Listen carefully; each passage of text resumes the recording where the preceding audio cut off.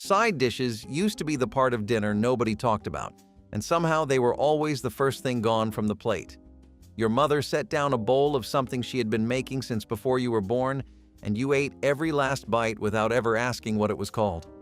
Those recipes lived in the margins of old cookbooks, tucked between the roasts and the layer cakes, written in shorthand that only the woman who used the book understood. Some of them fed a family of 6 for pennies. Some turned a plain piece of meat into a meal people still talk about decades later. One dish on this list was so simple it only needed 3 ingredients, and entire church suppers were built around it. Another one vanished from American tables the moment frozen vegetables showed up in the grocery store. And one by one, the cookbooks closed, the pages yellowed, and the dishes that held every table together quietly disappeared. What follows are 100 forgotten side dishes that could only be found in old cookbooks. Number 19. Perfection salad. This was a gelatin mold made with lemon jello, vinegar, shredded cabbage, diced celery, chopped pimiento, and sometimes grated carrot. You dissolved the jello in boiling water, added vinegar and salt, let it cool until it thickened, then folded in the vegetables and poured it into a ring mold. It chilled overnight and came out looking like a jewel. The name was not a joke. It came from a recipe contest held by the Knox Gelatine Company in 1905. A home cook named Mrs. John E. Cook from Newcastle, Pennsylvania, entered the dish and won 3rd prize. Fanny Farmer, already famous for her Boston Cooking School cookbook, sat on the judging panel, but she did not create the recipe. Knox printed it in their promotional pamphlets, and from there it spread across the country. By the 1920s, it had become the standard for modern organized cooking. The set held everything in place. No wilting, no dripping, no mess on the tablecloth. By the 1970s, Perfection Salad had spread to every region of the country. Women's magazines printed variations, but the original lemon and cabbage version remained the standard. It sat on the holiday table, unmolded onto a plate of lettuce leaves, sometimes with a dollop of mayonnaise on top. The whole thing cost less than 50 cents and fed 10 people. When gelatin salads fell out of fashion in the 1990s, Perfection Salad went with them. But unlike the sweet Jell-O molds that deserved to go, this one had real vegetables and a genuine tang that balanced a heavy meat dinner. It was practical, beautiful, and honest. It required patience, but no skill beyond following a recipe. And it looked like you had spent the whole morning in the kitchen. The name still fits. Bread and butter pickles from Grandmother's Pantry appeared in small dishes alongside the main meal, their sweet tangy crunch providing contrast to rich holiday foods. Those who hadn't put up pickles themselves could doctor store-bought versions with extra sugar, vinegar, and spices simmered briefly, then cooled over the pickle slices. The thin cucumber rounds with their ruffled edges looked charming, arranged in overlapping rows on pickle dishes that came out only for special occasions. Their sweetness came from sugar balanced with the sharpness of vinegar, while turmeric gave them their characteristic golden hue and celery seed added aromatic depth. Children often discovered they loved pickles through these sweeter versions that lacked the aggressive sourness of dill varieties. Bread and butter pickles represented the farm wife's art of preservation, though by mid-century, many grandmothers relied on commercial versions enhanced with personal touches. Shucky beans carried the taste of summer into winter months through a preservation method requiring no canning equipment, no salt, and no refrigeration beyond a dry place to hang them. Mountain families harvested mature green beans, strung them on heavy thread using large needles, and hung these bean garlands from porch rafters or kitchen ceilings where circulating air dried them slowly over weeks. The dried beans turned brown and rattled like leather when shaken, storing indefinitely until needed. Rehydrating shucky beans required overnight soaking, followed by hours of slow simmering with a ham hock or fatback until the beans became tender and absorbed smoky meat flavors.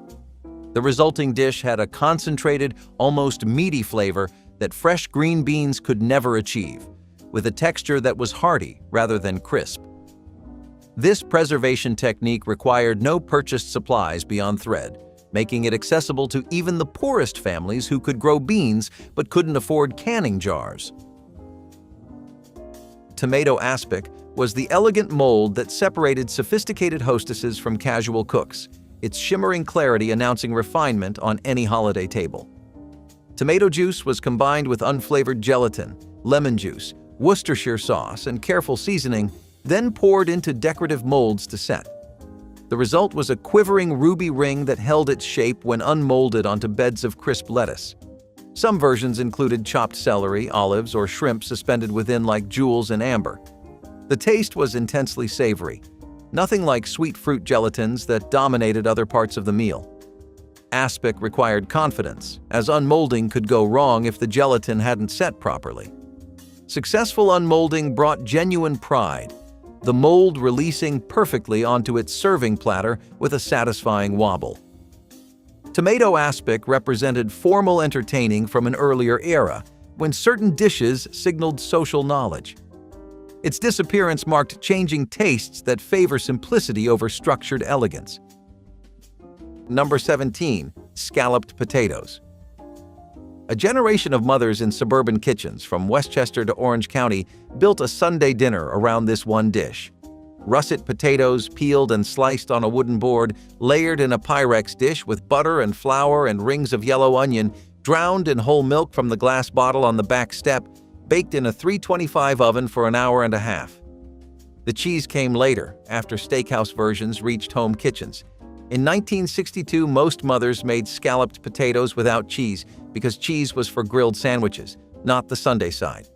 The woman who pulled this dish from her oven was not a chef. She did not measure the milk. She poured until the top layer was just covered. She knew the time by the smell. When the kitchen smelled like sweet milk and onion and a faint scorch, the dish was done. The detail rarely mentioned about scalloped potatoes is what the dish actually was. It was not just a side. It was the centerpiece when the meat was thin. A pork chop split between 3 children stretched into a full meal because a corner of the casserole sat next to it. A small ham could feed 7 if the dish came out big enough. A generation of mothers who learned to cook through wartime rationing, the women our own mothers learned from, carried the trick of the stretching side into the prosperity of the 1960s, and the casserole stayed because the lesson stayed in the hand. A woman who came of age in 1948 did not unlearn the math of feeding a family on what was available. She just had more milk in the icebox now, and a Pyrex dish that did not crack, and a station wagon in the driveway. Scalloped potatoes proved a lean lesson could survive an easy decade. You just don't find real pea eaters like you used to anymore. Throughout the 20th century, they've actually had a pretty prolific place as one of America's most favored vegetables, mainly because the image of a nice lean steak next to some carrots and peas got associated strongly with American culture in urban areas, but in rural ones with strong farming communities, peas were a precious product. For some cultures, like African Americans, some types of pea held a special value, like black-eyed peas. Further still, you had Crowder peas and purple hull peas, and these were mostly your average fresh field peas that you would expect to find throughout the states. It helps that they're one of the few things we're pretty suited to growing too, since they prefer warm climates. Fix them up with some cornbread or, as I said, a nice cut of meat, and you have yourself a pretty good side. They're one of those things that just serve the best as a sidekick, you know? Sadly, people became used to having peas around 24/7 thanks to the erasure of seasonal food and reliance on harvests and catching them when they're fresh. Supermarkets now just have everything in stock throughout the year, really. You might think that would only make them more popular, but what is it they say? Absence makes the heart grow fonder. Congealed lime salad was one of those quirky mid-century creations that blended sweet and savory into something unusual but beloved. It started with lime gelatin, bright and wobbly, then mixed with cream cheese, crushed pineapple, and chopped walnuts. The result was a pastel green mold that appeared on holiday buffets, church potlucks, and even wedding receptions. The tart lime balanced with the creaminess of cheese, while the pineapple added a sweet burst and the walnuts gave a little crunch. It was always set in decorative molds, which turned it into a centerpiece as much as a side dish. Children loved poking it, while adults appreciated the novelty of it being both salad and dessert. Congealed lime salad reflected the experimental spirit of kitchens in the 60s and 70s, when gelatin was the base for all sorts of imaginative recipes. Though many now smile at its oddity, it was once cherished for its creativity and the joy it brought to the table. Potatoes. Anna looked like something you would see at a fancy restaurant, but Grandma made it with nothing more than a sharp knife, a heavy pan, and a little patience. She would slice potatoes paper thin and layer them with butter. No shortcuts, no fuss. The pan would go on the stove first to crisp the bottom, then into the oven to bake until golden and crackling on the edges. When she flipped it out onto a plate, it came out in one perfect buttery circle.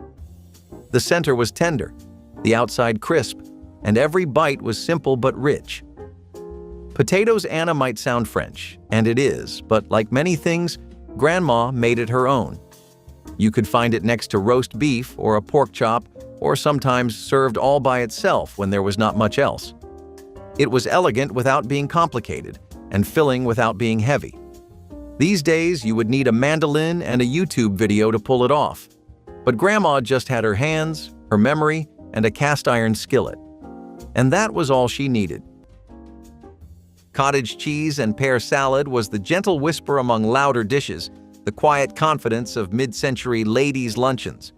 One half of a canned pear rested like a jewel on crisp lettuce, topped with a perfect scoop of cottage cheese, often crowned with a cherry for color. It was simple, elegant, and healthy. 3 words that ruled every homemaker's dream in the 1950s. The contrast of creamy, salty cheese against sweet, syrupy fruit made it strangely satisfying. In an era when women were told to eat light, this dish became both virtue and victory. You could serve it with pride at bridge club or enjoy it alone on a sunny porch. The plate didn't need heat or effort, just grace. For many, it symbolized a life of balance between indulgence and restraint, sweetness and discipline. Even if the canned fruit came from the pantry, the presentation felt fresh, proper, and full of charm. Today, it might look like diet food from another planet, but back then, it was sophistication in its simplest form. One bite, and you understood exactly what mid-century America thought refined tasted like. Spanish rice with green peppers was one of those side dishes that showed up on dinner tables and potluck spreads all across the 1970s. Housewives would take plain rice, stir it into tomato sauce, then add onions and chopped bell peppers before baking it in the oven. The result was a colorful casserole that brought together sweetness, tang, and a little bite from the peppers. It was inexpensive and hearty, which made it perfect for families looking to stretch meals without serving the same old plain rice every night. Spanish rice was often paired with chicken or pork chops, but it could also stand on its own next to beans or salad. Some cooks even added a sprinkle of cheese on top, letting it melt into a gooey crust. The dish carried a sense of flair because it looked fancier than it really was, and the peppers gave it a bright edge that guests remembered.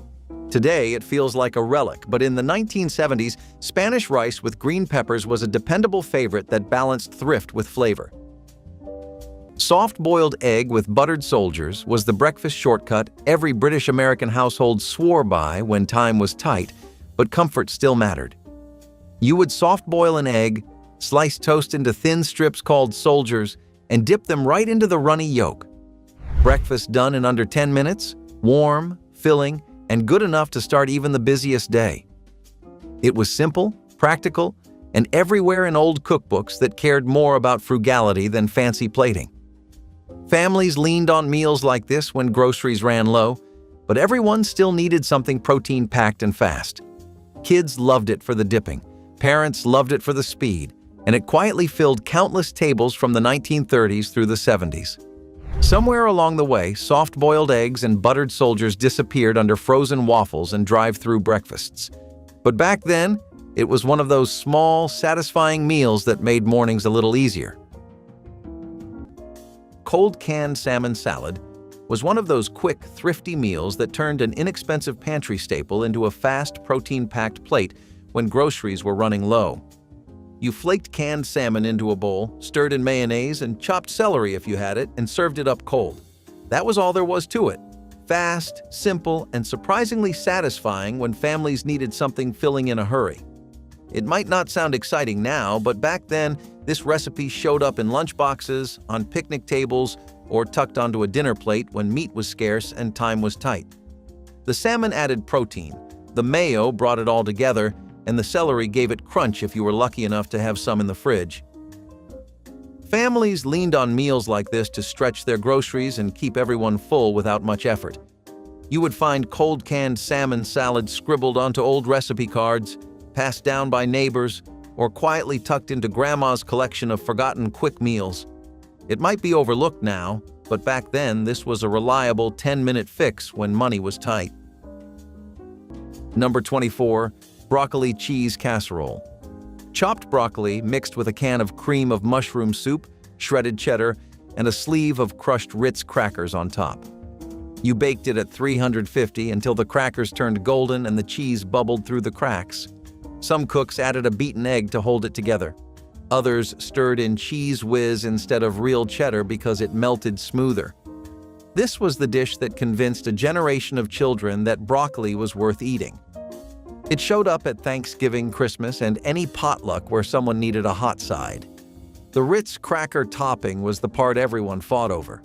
The whole thing cost the price of a can of soup and a head of broccoli, and it fed 8 without complaint.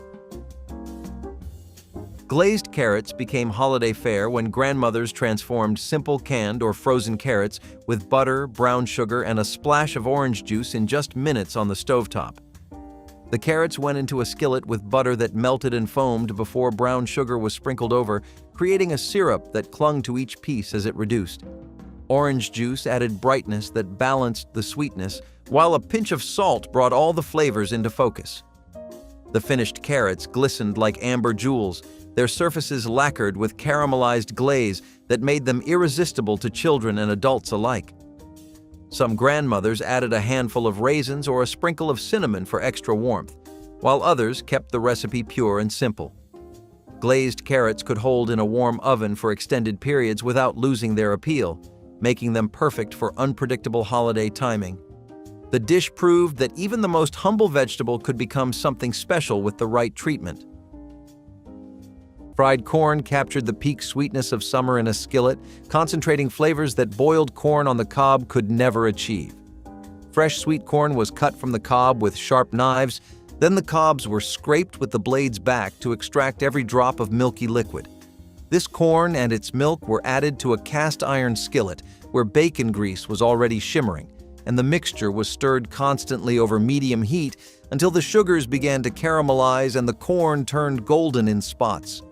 Salt, pepper, and sometimes a splash of cream were added near the end, creating a dish that was simultaneously sweet, savory, and slightly crispy where the corn touched the hot iron.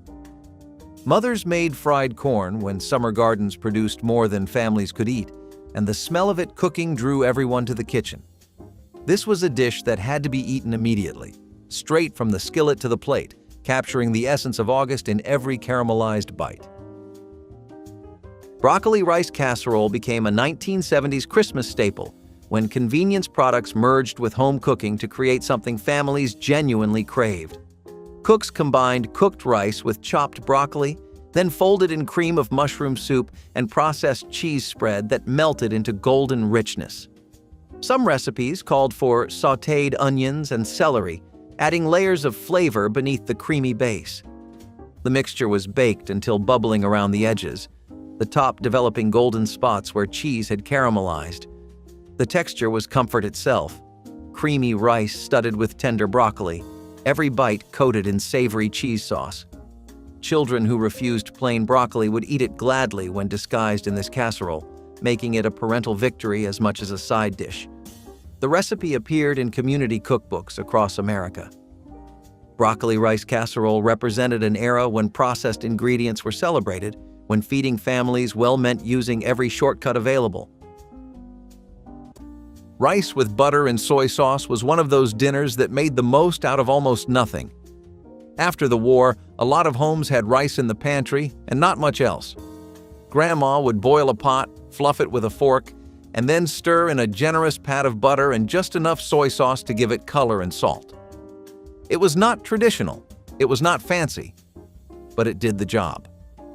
The butter gave it richness, the soy sauce gave it depth, and together they turned a plain grain into something worth sitting down for. You could eat it on its own or serve it beside scrambled eggs, canned vegetables, or the last spoonful of meat from the night before. It was a filler, yes, but a warm, flavorful one that somehow tasted better the more you needed it. This dish was quiet comfort, the kind that showed up when no one else did and still managed to make you feel full. And that is why it stayed in rotation, long after things got better. Sometimes the best meals were the ones that asked for the least. I know these two words next to each other might be confusing at best and food blasphemy at worst to a lot of you. But hear me out. Seriously, just bear with me here. Pizza salad. You heard me right. Pizza and salad together in one, and yes, that is exactly what it sounds like. The flavor and essence of pizza are in the form and body of a salad. It took me a while to wrap my head around this one, and honestly, I'm still not fully convinced, so I wouldn't blame you. You've already made up your mind and are sitting on a strict no, but for what it's worth, as far as salads go, it's definitely one of the better ones out there. It uses cherry tomatoes, black olives, slices of fresh pepperoni, and cubed mozzarella cheese and tosses and mixes it in a vinaigrette dressing, which also makes use of croutons and red onions. Last but not least, it makes use of some peppers you might not be used to, like banana peppers. It's definitely an acquired taste and was a highlight of the 1980s and 1990s, which were kind of trying to explore more experimentative fusion food. But it didn't do so well because it was a little too controversial. Pineapple carrot gelatin salad was one of those colorful creations that seemed to appear on every church supper table or holiday buffet in the 1960s and 1970s. Housewives grated carrots by hand, stirred them into lime or orange gelatin, and folded in crushed pineapple for sweetness. Sometimes a ribbon of mayonnaise or whipped cream was added, turning it into a pastel creation that balanced tangy, sweet, and creamy flavors all at once. Set in decorative molds, it wobbled proudly in the middle of tables, drawing curious stares and plenty of comments. Children found it both fascinating and confusing, unsure why carrots were hiding in something that looked like dessert. Adults enjoyed the cheerful presentation, appreciating how practical it was to prepare ahead of time. It traveled easily and always held its shape, making it a favorite for community events. It was a recipe that showed both thrift and imagination, stretching inexpensive canned fruit and gelatin into a side dish that could feed dozens. Though it has almost completely disappeared today, those who remember it can still picture the shimmering green or orange molds on family tables, symbols of a time when even vegetables could wobble their way into celebration. Cornmeal mush was a dish born out of need, but remembered for its quiet comfort. Grandma would cook cornmeal slowly with water or milk until it thickened into a soft porridge, then pour it into a pan to chill overnight. By morning, it would be firm enough to slice, and she would fry it in a hot skillet until the edges turned crisp and golden. It was eaten with butter, syrup, or even a fried egg on top, whatever the pantry allowed. This was not flashy food, it was sustenance, plain and simple. But it filled bellies, warmed cold mornings, and never cost more than a few cents to make. Some people grew up thinking of it as Southern fare, others knew it as polenta, but in Grandma's kitchen it was just cornmeal mush. It showed up at breakfast more often than not, especially during lean months. These days, it is almost never mentioned outside of old cookbooks or Appalachian food blogs. But it deserves a second look. Few dishes stretch so far, last so long, or feel quite so honest on a plate. Potato puffs made thrifty use of leftover mashed potatoes, turning them into something crisp and golden that families looked forward to. Housewives mixed mashed potatoes with eggs, flour, and seasonings, shaping small patties that were fried until light and fluffy. The result was a side dish that stretched yesterday's dinner into something new and satisfying. Children loved the crunchy exterior and soft interior, which made them more exciting than plain mashed potatoes. Potato puffs fit well into a culture that wasted nothing, transforming scraps into a dish worth celebrating. They were often served at family suppers or church gatherings where plates of these little bites disappeared quickly. Some recipes added cheese, onions, or herbs when available, but the basic version remained a staple because of its simplicity. Over time, boxed potato mixes and convenience foods replaced the ritual of making them at home. While rarely seen today, potato puffs once symbolized resourcefulness, proving that even the humblest leftovers could be transformed into a comforting family favorite without spending much at all. Carrot ring mold was part of the gelatin craze that dominated many potluck tables in the 1970s. Mashed carrots were blended with gelatin and chilled into a ring mold, creating a firm yet colorful dish. The center of the ring was often filled with peas or green beans, turning it into both a vegetable and a centerpiece. It was sweetened lightly to balance the carrot's natural earthiness, making it more appealing to guests. Housewives served it at luncheons and buffets where presentation mattered just as much as taste. The ring shape gave it a sense of occasion, while the vegetables inside provided texture and contrast.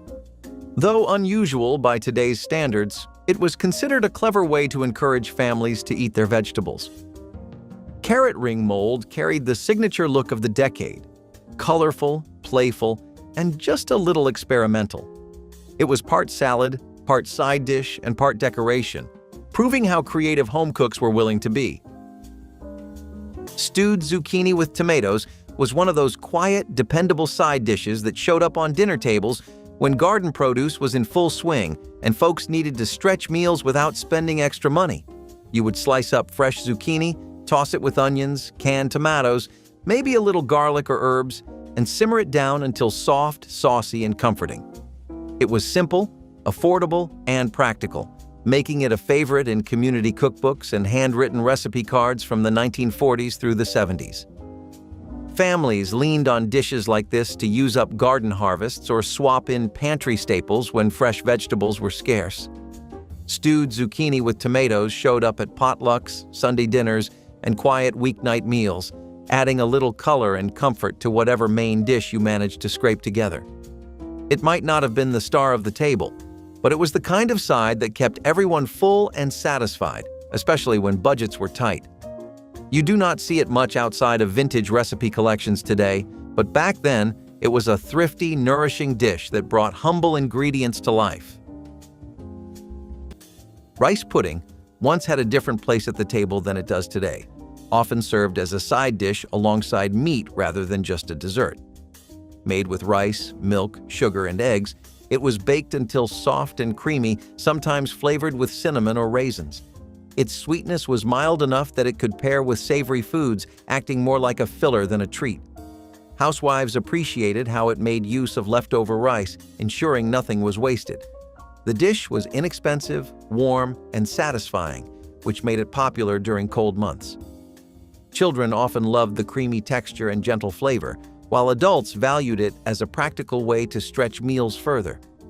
Over time, rice pudding shifted firmly into the dessert category, losing its role as a dinner companion. Today, it is rarely remembered as anything other than a sweet treat, but once it was an important side that proved how flexibility in cooking helped families make the most of their resources. 21. Glorified rice. Cold-cooked rice folded into whipped cream with crushed pineapple, miniature marshmallows, and sometimes maraschino cherries. You chilled it and served it in a glass bowl. The name tells you everything about how people felt about it. Rice that got dressed up and taken out. Lutheran church basements in Minnesota and Wisconsin served it at every funeral, every confirmation dinner, and every Wednesday night supper for decades. The recipe came from Scandinavian immigrants who made a simpler version with just rice and cream, and American cooks added the marshmallows because that is what American cooks do. A cup of leftover rice, a can of pineapple, and you had a side dish that people asked about by name. The side dish was never meant to be the star. That was the whole point. It sat next to the meat and filled the empty space on the plate, and nobody built a meal around it. But the side dish was where the personality showed up. The roast was the roast. Anyone could follow a temperature and a timer. But the side dish was a choice. It said something about where you came from, what your mother taught you, and what you could afford. A woman who brought copper pennies to a church supper was telling you she planned ahead. A woman who made Harvard beats was telling you she still canned her own. The sides were the autobiography of the kitchen, and when they disappeared, we lost more than recipes. We lost the handwriting. Deviled eggs sat on special plates with oval indentations, their swirled yolk filling piped into perfect rosettes that grandmothers could prepare in the quiet moments before guests arrived. Hard-boiled eggs were halved, their yolks scooped out and mashed with mayonnaise, mustard, a splash of vinegar, and seasonings until smooth and creamy. The mixture was spooned or piped back into the whites, then finished with a sprinkle of paprika that added color and subtle smokiness to each bite. Some grandmothers added pickle relish for tang. Others incorporated a dash of hot sauce for warmth, but all understood that the filling needed to be seasoned assertively to compensate for the bland whites. Deviled eggs disappeared faster than almost any other appetizer on holiday tables, their rich creaminess and portable size making them impossible to resist. The eggs could be prepared hours ahead and refrigerated, though the paprika dusting was always added just before serving. Poke salad represented both the danger and reward of foraging in Appalachian communities where knowing which plants could feed you and which could kill you was essential survival knowledge. This wild green emerged each spring along fence rows, creek banks, and forest edges, tempting hungry families after long winters of preserved foods. The preparation was critical because raw pokeweed contained toxins that could cause serious illness, so mountain women boiled young leaves multiple times, discarding water between each boiling until bitterness and danger were removed. The thoroughly cooked greens were fried in bacon grease with onions, seasoned with salt and pepper, and sometimes scrambled with eggs. The flavor was earthy, slightly bitter, and deeply satisfying to those who craved fresh vegetables after months of dried beans. Children learned identification and preparation methods by watching their mothers and grandmothers. Understanding this knowledge was survival itself. Scalloped oysters were a Christmas tradition in coastal communities where briny bivalves signified celebration and abundance. Layers of shucked oysters nestled between buttery cracker crumbs in shallow baking dishes, each layer doused with oyster liquor, cream, and butter. Seasonings were simple: salt, pepper, and Worcestershire sauce to enhance oceanic flavor. The casserole baked until tops turned golden while oysters beneath plumped and released juices into the cream. The result was rich and delicate, soft oysters against crunchy cracker layers. For families with New England or Southern roots, this dish carried generations of memory, appearing on holiday tables reliably as the tree itself. Children often developed their taste for oysters through this dish, familiar crackers making unusual protein approachable. The smell alone announced Christmas had arrived. Though fresh oysters remain available, scalloped oysters have largely faded, remembered now mainly by elders who associate the dish with their finest holiday memories. Number 4. Buttered egg noodles. Boiling water salted heavily, a pound of Pennsylvania Dutch wide egg noodles dumped in, 8 minutes on the clock, a colander rinse, a stick of butter melted in the same pot, the noodles dropped back in, a sprinkle of chopped parsley, salt and pepper. The whole dish took 12 minutes from cold water to plate. A mother in a Reading or a Lancaster row house would serve buttered noodles next to a pot roast or a chicken paprikash, and the children ate them faster than the meat. The noodles soaked up gravy. They cost about 15 cents a serving. They needed no garnish and no thought. The egg noodle was the working mother's safety net when the rest of the meal ran short. Buttered egg noodles were the side dish that 12 minutes gave a busy week some breathing room. America has the privilege of being home to a plethora of cultures and cuisines to draw from whenever things get boring. It's a surprise that the most popular things in the country still somehow manage to remain bacon and beef. I mean, I get the craving, but maybe drop in at your local Cajun place and try some maque choux with sausages? They didn't call it that back then since it was just sausages and peppers, but it was a pretty popular Cajun Creole dish that used the best of both to make an extremely flavorful sausage dish. Seriously, you wouldn't get stuff like this anywhere anymore. It was definitely one of the best things to have back in the day if you were in Louisiana and North America in general. They were one of the first places to really delve deep into other cuisines, like Native American and French cooking. It was well known in the southern parts of the state since Cajun and Creole cooking had firmly rooted itself there, and there was strong community support too. By community support, I mean it was common enough that you could pop on over to your neighbor and ask them if you were missing something or to do a taste test, and you'd get a pretty reliable peer review, you know? It took Creole spices, onions, smoked sausages, and bell peppers, plus some corn, but it was all cooked in butter or vegetable oil. This gave it an extremely unique savory flavor that wasn't common for a lot of sausage-based dishes. Plus, the entire preparation process was centered around fresh ingredients, and somewhere along the line, that started being counted as labor instead of, well, the default standard for cooking. Sweet and sour red cabbage was a Midwest staple that combined bold color with bold flavor. Heads of red cabbage were shredded and braised with vinegar, sugar, and sometimes apples, creating a dish that was tangy, slightly sweet, and deeply comforting. The long cooking turned the cabbage tender and infused every bite with flavor. It was often served alongside pork chops or sausages, where its acidity cut through the richness of the meat. Families passed this recipe down through generations, linking it to both German heritage and American practicality. It was thrifty, nutritious, and added brightness to otherwise heavy meals. The deep purple color made it stand out on the dinner table, reminding everyone that side dishes could be both pretty and flavorful. Though it has faded from modern menus, sweet and sour red cabbage was once a proud symbol of regional cooking. Rice-stuffed bell peppers were a dish that turned summer garden bounty into something worth remembering. Grandma would take big, shiny peppers, green or red depending on what grew best, and hollow them out with care. Then came the filling, cooked rice mixed with cheese, vegetables, tomato sauce, and sometimes ground beef or beans.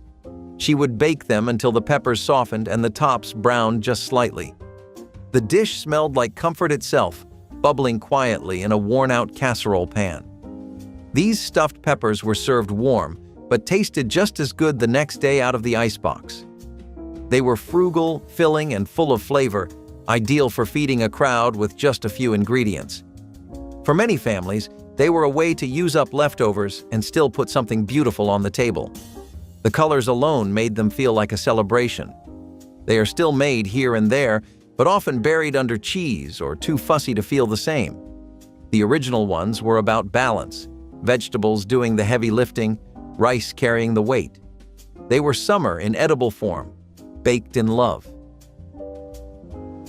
Shredded wheat tomato bake was one of those unusual dishes that turned a breakfast staple into something savory for dinner tables. Housewives would layer shredded wheat biscuits in a casserole dish, pour stewed tomatoes over them, and top it with grated cheese. When baked, the biscuits softened into a dense base that absorbed all the tomato flavor, while the cheese formed a golden crust. It was thrifty, creative, and surprisingly filling, making it a dependable addition for meatless nights. Children often raised eyebrows at the sight, but many families relied on it to stretch limited groceries. It carried a home-style charm and was easy to put together using pantry items that were already on hand. Though it may sound odd today, shredded wheat tomato bake reflected the 1970s trend of experimentation in casseroles. It was practical, it was comforting, and it showed how resourceful cooks were in making the most of what they had. While forgotten now, it once carried a quiet sense of pride to Buffett's Spread's kitchen. Whether served plain or with a sprinkle of extra cheese or chopped chives, this dish remains a nostalgic favorite for those who remember the days of vintage comfort food. Golden Glow salad was another brightly colored creation that turned up at nearly every church gathering or family potluck. It was made with orange-flavored gelatin mixed with grated carrots and crushed pineapple, a combination that blended sweetness with a touch of vegetable crunch. Housewives would prepare it in large molds or pans and slice it into cubes or wedges, sometimes topping it with whipped cream or a creamy dressing. The bright orange color made it visually striking, earning its name as it seemed to glow under the lights of buffet tables. It was sweet enough that children loved it, but the carrots gave it the illusion of being healthy. Families considered it a salad even though it leaned more toward dessert, because gelatin salads were a category all their own in that decade. Golden Glow salad showed how creative cooks could get with inexpensive pantry items, turning 3 simple ingredients into a memorable side dish. Though it rarely appears today, its place in 1970s potluck culture was nearly guaranteed. Potato puff bake was one of those thrifty, comforting sides that turned plain old mashed potatoes into something brand new with hardly any extra effort. Families back then knew how to stretch leftovers, and this recipe proved it. You would take yesterday's mashed potatoes, mix in an egg or two, maybe a little butter or milk, and bake them in small mounds until they puffed up golden brown on the outside but stayed soft and fluffy in the center. Potato puff bake found its way into all those old spiral-bound cookbooks and handwritten recipe cards because it was cheap, filling, and practical. Back in the day, wasting food was not an option, and turning leftovers into something that felt special at dinner was just smart kitchen work. You would serve them next to roast meats, pork chops, or with a little gravy when not much else was on hand. It was simple, it was satisfying, and it made a plain meal stretch farther. You hardly see them now, but back then, potato puffs were a dependable trick that kept families fed and made every meal feel just a little more complete. Baked rice and raisins was a thrifty side dish that blurred the line between savory and sweet, offering families both comfort and frugality. Rice was baked with milk, sugar, and raisins, creating a lightly sweetened dish that could sit alongside meats as easily as it could finish a meal. Housewives liked it because it stretched inexpensive staples into something that felt satisfying and filling. It required little effort, yet it emerged from the oven warm and golden, with raisins adding bursts of sweetness. Children often looked forward to it because it tasted closer to dessert than vegetables. For adults, it was a versatile side that paired with pork or chicken just as well as it could stand on its own. The dish appeared frequently in community cookbooks, passed down as a dependable recipe for lean times. Over the years, as meals became more specialized, baked rice and raisins faded away. Still, it remains a symbol of mid-century thrift, proving that creativity could transform humble staples into family favorites. Number 15. Coleslaw with boiled dressing. Before mayonnaise came in a jar, coleslaw dressing was made on the stove. You cooked eggs, vinegar, sugar, mustard, and a little flour together until it thickened, then poured it warm over shredded cabbage. The dressing clung differently than cold mayo, and the flavor was tangy and cooked, not raw and rich. German and Dutch immigrant families in Pennsylvania and the Midwest made this version for generations before Hellmann's took over. The warm dressing wilted the cabbage slightly, giving it a softer bite. Some added celery seed or a pinch of turmeric for color. Once store-bought mayonnaise became the default, nobody wanted to stand at the stove and whisk. The shortcut killed the original. There is a reason most of these dishes came from women, and it has nothing to do with cooking talent. It had to do with budget. The man brought home the paycheck and the meat. The woman figured out what to put next to it. Side dishes were where the math happened. You stretched a head of cabbage into coleslaw for 12. You turned leftover rice into glorified rice with a can of pineapple and some cream. The side dish was an act of engineering disguised as cooking, and the women who made them never wrote it down that way. They called it salad, or casserole, or nothing at all. The recipes survived on index cards, and when those hands stopped passing them along, the cards stayed in the drawer. Cranberry orange relish was the bright, fresh condiment that grandmothers whipped up in their new food processors or old-fashioned meat grinders, while other dishes simmered on the stove. Unlike the jellied cranberry sauce that slid from cans, this relish sparkled with texture and tartness that cut through rich holiday foods like nothing else could.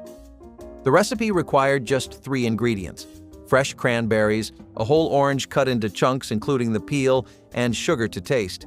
Everything went through the grinder or processor until coarsely chopped, the orange oils releasing their perfume as they mixed with the berries. The relish needed time for flavors to meld, but the actual preparation took under 5 minutes of active work. Grandmothers made it the night before or early Christmas morning, letting it chill while they focused on the main meal. The vibrant ruby color looked stunning in cut glass dishes that came out only for holidays, proving that the simplest preparations often made the most beautiful presentations. Soup beans simmered on wood stoves across Appalachia as the foundation of countless suppers, providing protein and satisfaction when meat was scarce or money was tight. Dried pinto beans were sorted carefully to remove stones and bad beans, then soaked overnight in cold water before being drained and covered with fresh water in heavy iron pots. A ham hock, bacon ends, or chunk of fatback was added for flavor, and the pot was set to simmer for hours until the beans broke down into a creamy mass surrounded by rich, smoky broth called pot liquor. The beans were seasoned simply with salt and pepper, their flavor coming from the slow cooking and the pork fat that melted into every bite. Families ate soup beans several times weekly, spooning them over cornbread and drinking the pot liquor as its own course. Children grew up believing this was the most satisfying food on earth, and many still do. This dish represented security itself, proof that a bag of dried beans could stretch to feed a family for days. Bread stuffing balls were individual portions of holiday stuffing shaped and baked until crispy outside and tender within, eliminating serving challenges of casserole-style dressing. The stuffing mixture, cubed bread, celery, onions, sage, and broth, was formed into golf ball-sized spheres and arranged on baking sheets. A brush of melted butter before baking ensured golden, crispy exteriors, while interiors stayed moist. Each guest received their own perfect portion. No fighting over corner pieces or soggy centers. Children especially loved the novelty of stuffing they could pick up, and adults appreciated increased ratio of crispy surface to soft interior. Some cooks added sausage or chestnuts, creating richer balls. The individual portions made serving easier, no digging through casserole dishes while juggling plates. Bread stuffing balls represented creative problem-solving in holiday kitchens, taking a traditional dish and reimagining its presentation for practical and delicious results. Number 10. Cottage cheese with pineapple. Breakstones filled half the bowl. A canned pineapple ring sat on top, and a sprig of parsley finished the plate. The dish appeared on every diet plate at every diner and luncheonette in 1963. A mother who wanted to lose 10 pounds before her cousin's wedding made the same plate at home. A scoop of cottage cheese on iceberg lettuce, a pineapple ring from a Dole can with the syrup drained, sometimes a maraschino cherry in the middle for color. The whole assembly took 90 seconds. Weight Watchers founded its first official meetings in 1963 and put exactly this combination at the top of its allowed foods list. The flavor was tangy and sweet and cold all at once. Cottage cheese with pineapple was the side dish a diet decade made famous. Cucumber salad and sour cream was a simple but effective mix to go for if you were feeling like a low-key salad that didn't take a lot of effort. As much as I vouch for orzo salad and similar things, they do need a lot of prep work, and salads themselves don't really give you a shot of energy solid enough to pass your entire day with, so you end up eating more or ordering out anyway. That's why it's important to have salads like these, which actually save time, costs, and stamina by being ridiculously easy to prepare. All you need is to slice up some cucumbers real thin, mix it with a dressing made of vinegar and sour cream, and then just add some herbs for flavor. Voila! You're literally done. This was a popular snack or breakfast in Scandinavian cuisines, and it was brought on over as immigrants continued to migrate to America as they built communities and spread their roots and culture around. Cucumber salad was a refreshing side dish that worked the best to take that summer edge off, which is something we need now more than ever before, really. I mean, how is it this hot in November? Frog eye salad was one of the most memorable creations ever to appear at church gatherings and holiday tables. Despite its unusual name, it was simply tiny acini di pepe pasta tossed with fruit, custard, and whipped topping. The little pasta beads looked like frog eyes, giving the dish its playful name. Cans of pineapple, mandarin oranges, and sometimes cherries were folded in, making it sweet and colorful.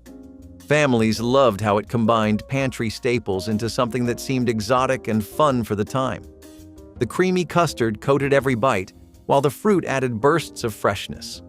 It became especially popular at family reunions, where large bowls could feed dozens with ease.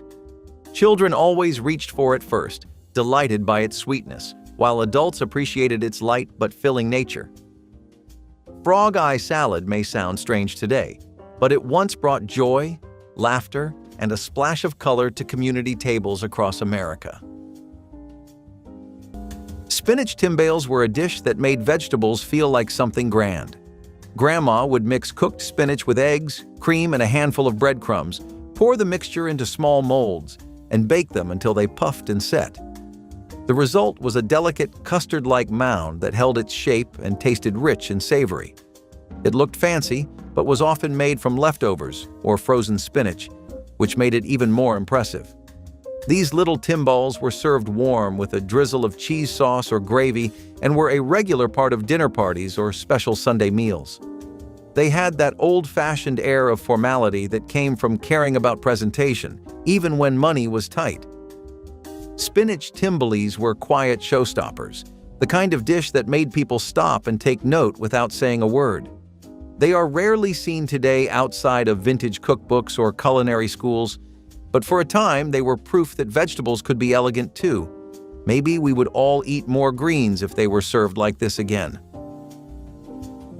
Sour cream noodle bake was the kind of creamy, carb-loaded side dish that quietly filled plates and bellies all across America, especially at mid-century potlucks and family dinners.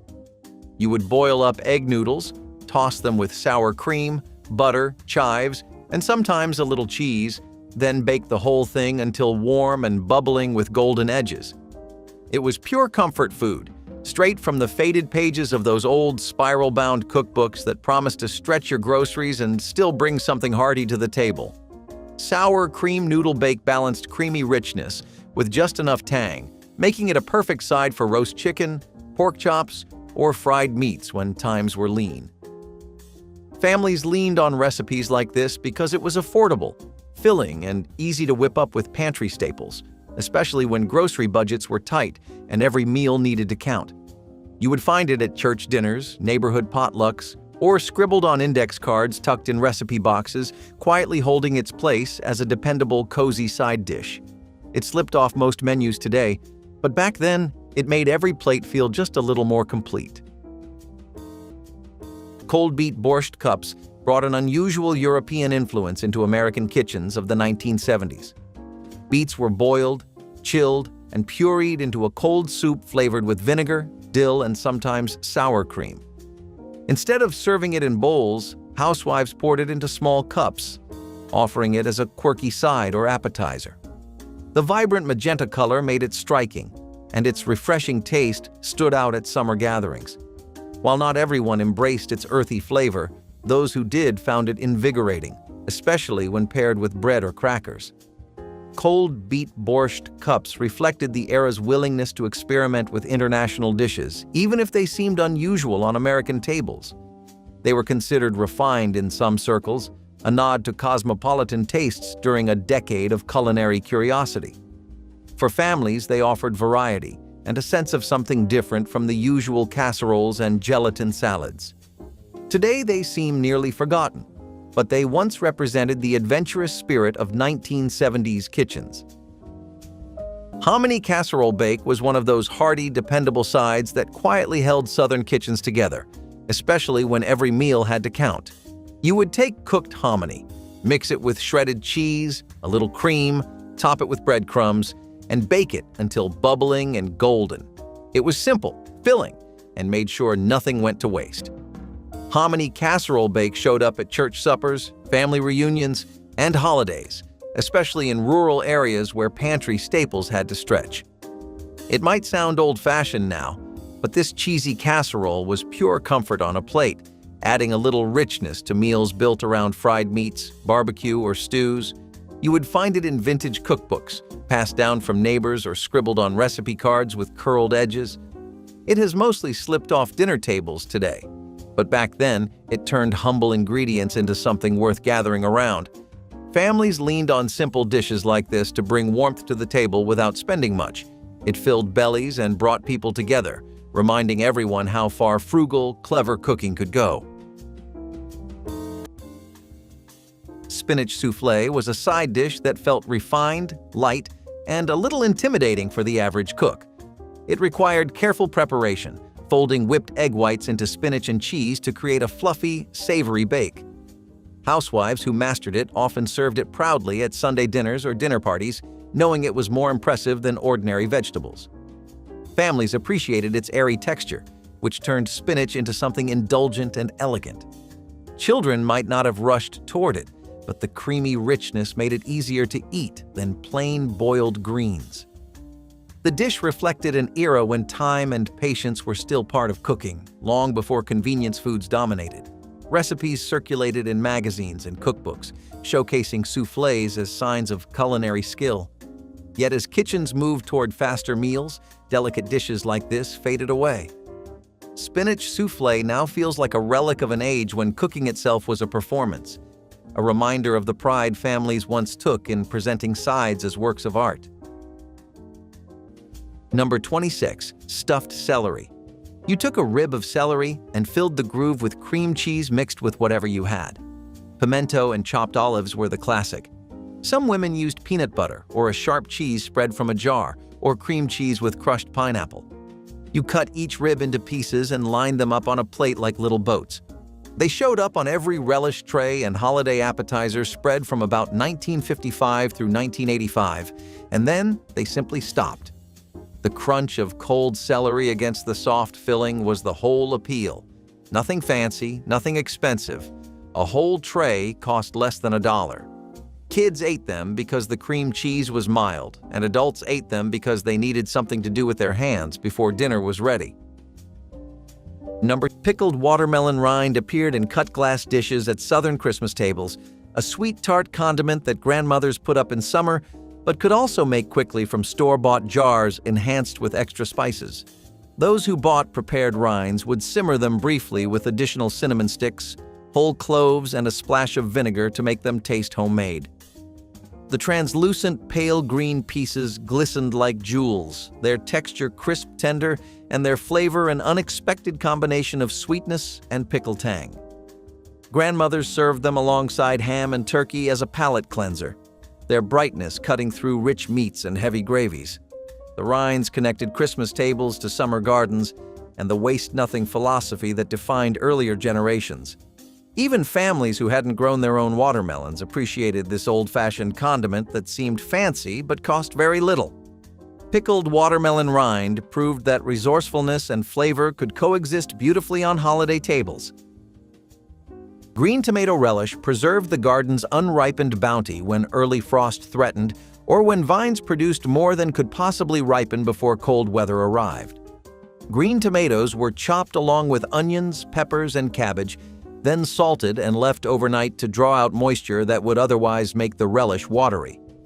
The drained vegetables were combined with vinegar, sugar, and spices, including mustard seed and celery seed, then simmered until slightly softened before being packed into sterilized jars. The finished relish was tangy with a pleasant crunch, perfect for spooning over beans, serving alongside meat, or eating straight from the jar when hunger struck between meals. Making green tomato relish was a race against weather, with women watching forecasts and gathering every unripe tomato when frost threatened. Jars of this relish lined pantry shelves like trophies, each one representing vegetables saved from waste. This was mountain thrift at its most practical and delicious. Spiced crab apples were the garnish that elevated holiday platters from ordinary to elegant, their deep ruby color and clove-studded skins announcing celebration. Whole crab apples were simmered in sweetened vinegar syrup infused with cinnamon sticks, cloves, and allspice until they turned translucent and tender. The fruits were packed into jars with their spiced liquid and stored for weeks, improving as flavors concentrated. Come Christmas, they were arranged around roasts and hams like edible jewels, their glossy skins catching candlelight beautifully. The taste was intensely sweet-tart, with warming spice notes that complemented rich meats. Some families made their own from backyard trees, while others relied on store-bought versions. Children often avoided them, but adults treasured spiced crab apples as essential holiday tradition. The jars themselves became gifts, wrapped in ribbon for neighbors. Spiced crab apples represented the artistry of preservation, autumn's harvest transformed into winter's ornament. Number 25. Macaroni salad. Hellmann's mayonnaise carried this dish across the suburbs through the decade. A pound of elbow macaroni boiled and cooled, 2 cups of Hellmann's, a chopped celery rib, a diced sweet pickle, a hard-boiled egg, a sprinkle of paprika.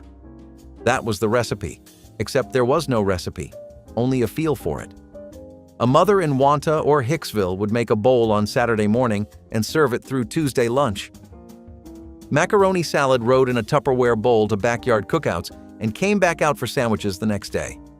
It was cheap, filling, and forgiving. Macaroni salad was the side that fed a working week from one bowl.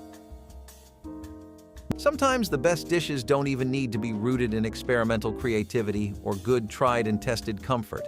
Sometimes just the dumbest thing, like baking it one more time, works way better than anyone would expect. That's how we got things like twice-baked potatoes. And let me tell you, this is a potato lover's Vegas. It'll definitely have you feeling like you're living in the lap of luxury, not because it's a fine dining, haute cuisine culinary experience, but because it's just a plate of food that tastes extraordinarily good.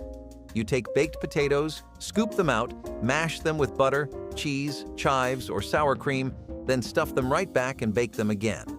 The best part is that the skin doesn't go to waste, because once you scoop them out that first time, you get to stuff them back into the skins.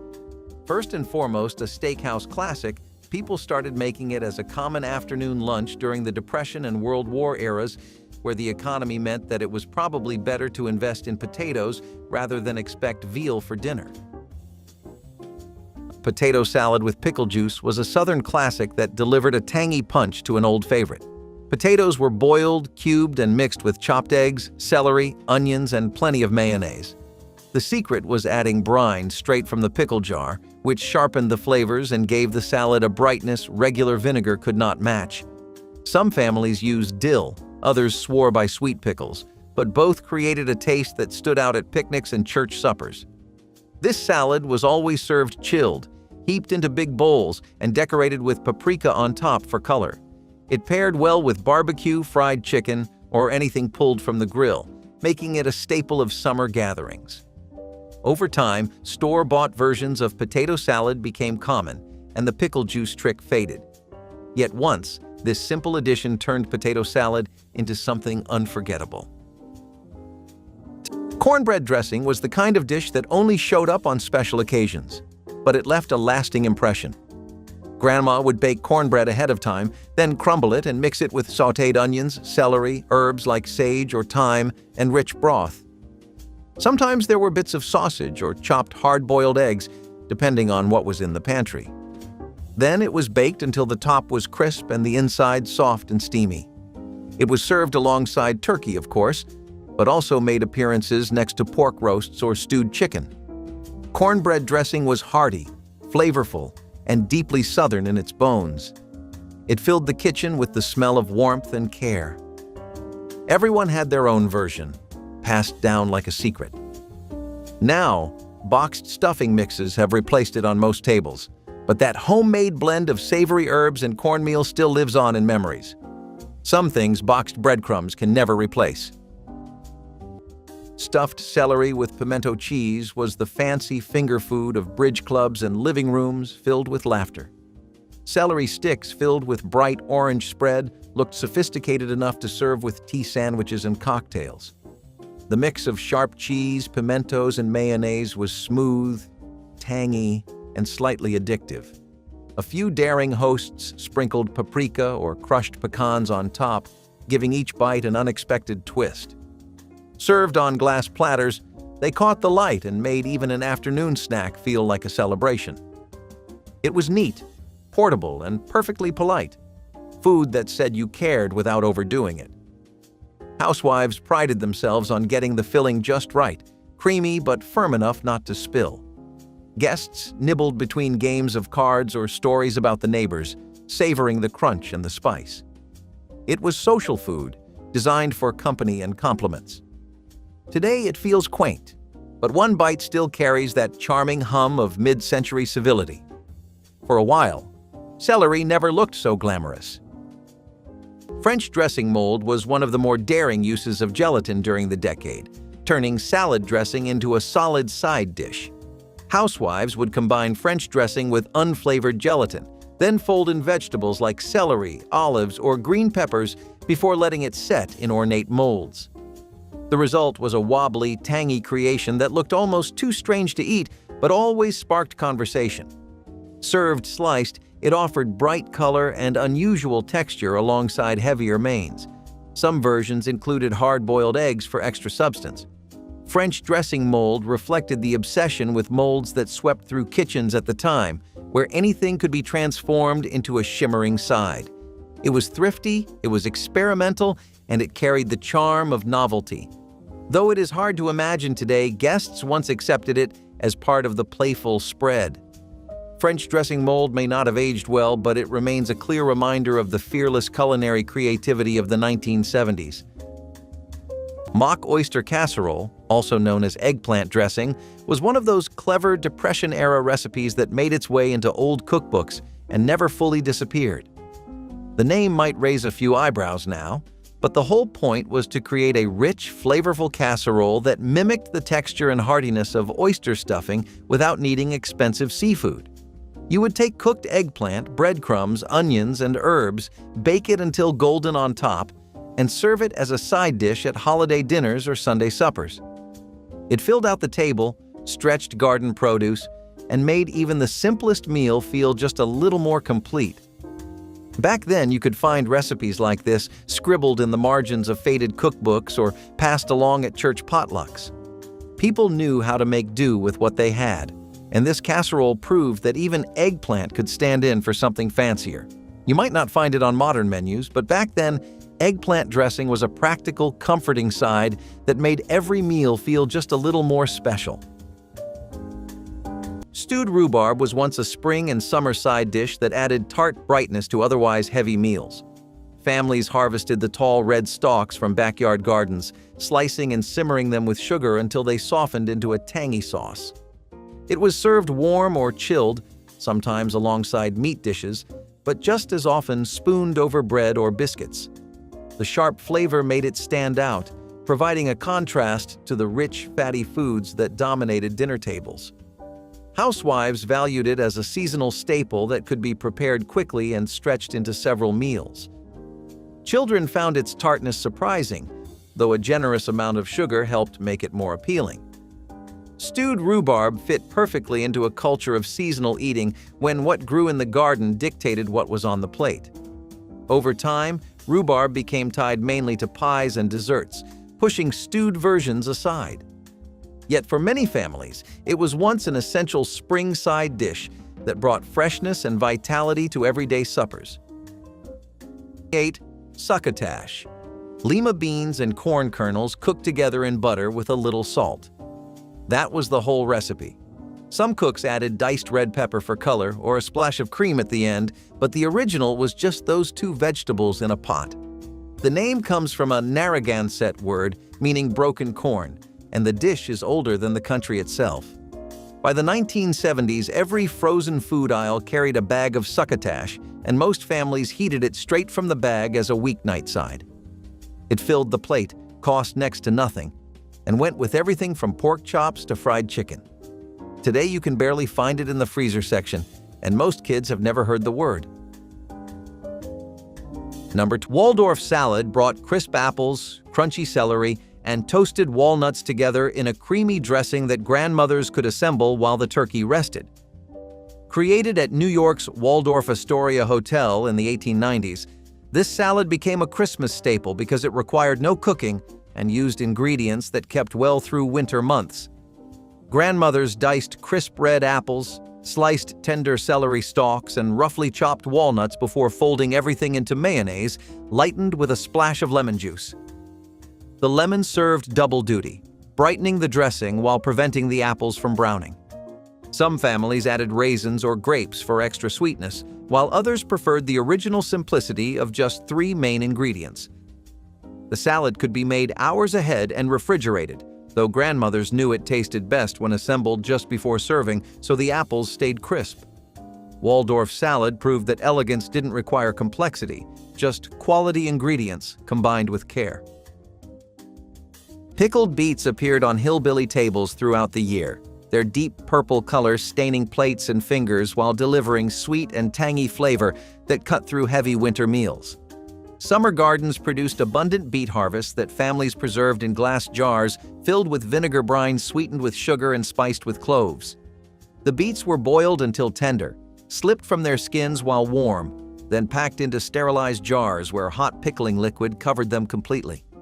These jars lined cellar shelves like jewels, their dark contents promising brightness during gray winter months when fresh vegetables were memories. Served cold straight from the jar, pickled beets accompanied pinto beans, cornbread, and fatback as a refreshing contrast to rich, heavy foods. Some families sliced their pickled beets thin while others left them whole, the style often identifying which holler had preserved them. This dish represented summer's abundance preserved for winter's need. Baked pineapple casserole was the sweet surprise that appeared beside holiday hams, its tropical flavor providing brightness amid heavier winter fare. Canned pineapple chunks were combined with sugar, flour, and sharp cheddar cheese, a combination that sounded strange but tasted magnificent. The mixture was topped with buttery cracker crumbs and baked until bubbling and golden, cheese melting into strings that stretched with each serving. The dish straddled sweet and savory in ways that confused first-time tasters but converted them by second bite. Children loved its candy-like sweetness, while adults appreciated how pineapple's acid cut through rich ham. Some recipes added eggs for custard-like texture, while others kept it chunky. This casserole required minimal preparation but delivered maximum impact, making it a favorite of hostesses managing multiple dishes. Baked pineapple casserole represented the era's willingness to experiment, proving strange pairings sometimes became beloved traditions. Number 23. Hot German potato salad. Vinegar was the trick that separated this potato salad from every other potato salad in the country. A mother in a Milwaukee bungalow with German grandparents would boil red potatoes in their skins, slice them warm into a bowl, and pour over them a sauce of bacon grease, cider vinegar, sugar, and crisp bacon bits. The salad was served hot, not cold. It tasted like Sunday lunch in a Wisconsin parish hall. The dressing soaked in and turned the bowl tangy and rich at once. Heinz vinegar ran ads all through the 1960s built around this dish, because every German-American household in Milwaukee and Cincinnati was making it without a card. Hot German potato salad was the side immigrant grandmothers kept alive through their daughters. Asparagus gratin was another cheesy dish that was, honestly speaking, pretty much synonymous with Grandma's cooking. I mean, they'd make the dish so often that it was a surprise they were actually making it for anybody else. You'd think with that kind of attention to detail, the food was all theirs to enjoy, like a passion project. I guess a long career of cooking will do that to you. You get used to it. Personally, I've had it once recently, and I couldn't get enough of it. So I can only imagine how many people asked for seconds back when it was in its golden days. This is kind of a French dish too, because it's part of the entire line of gratin dishes, which are usually baked with cheese and breadcrumbs.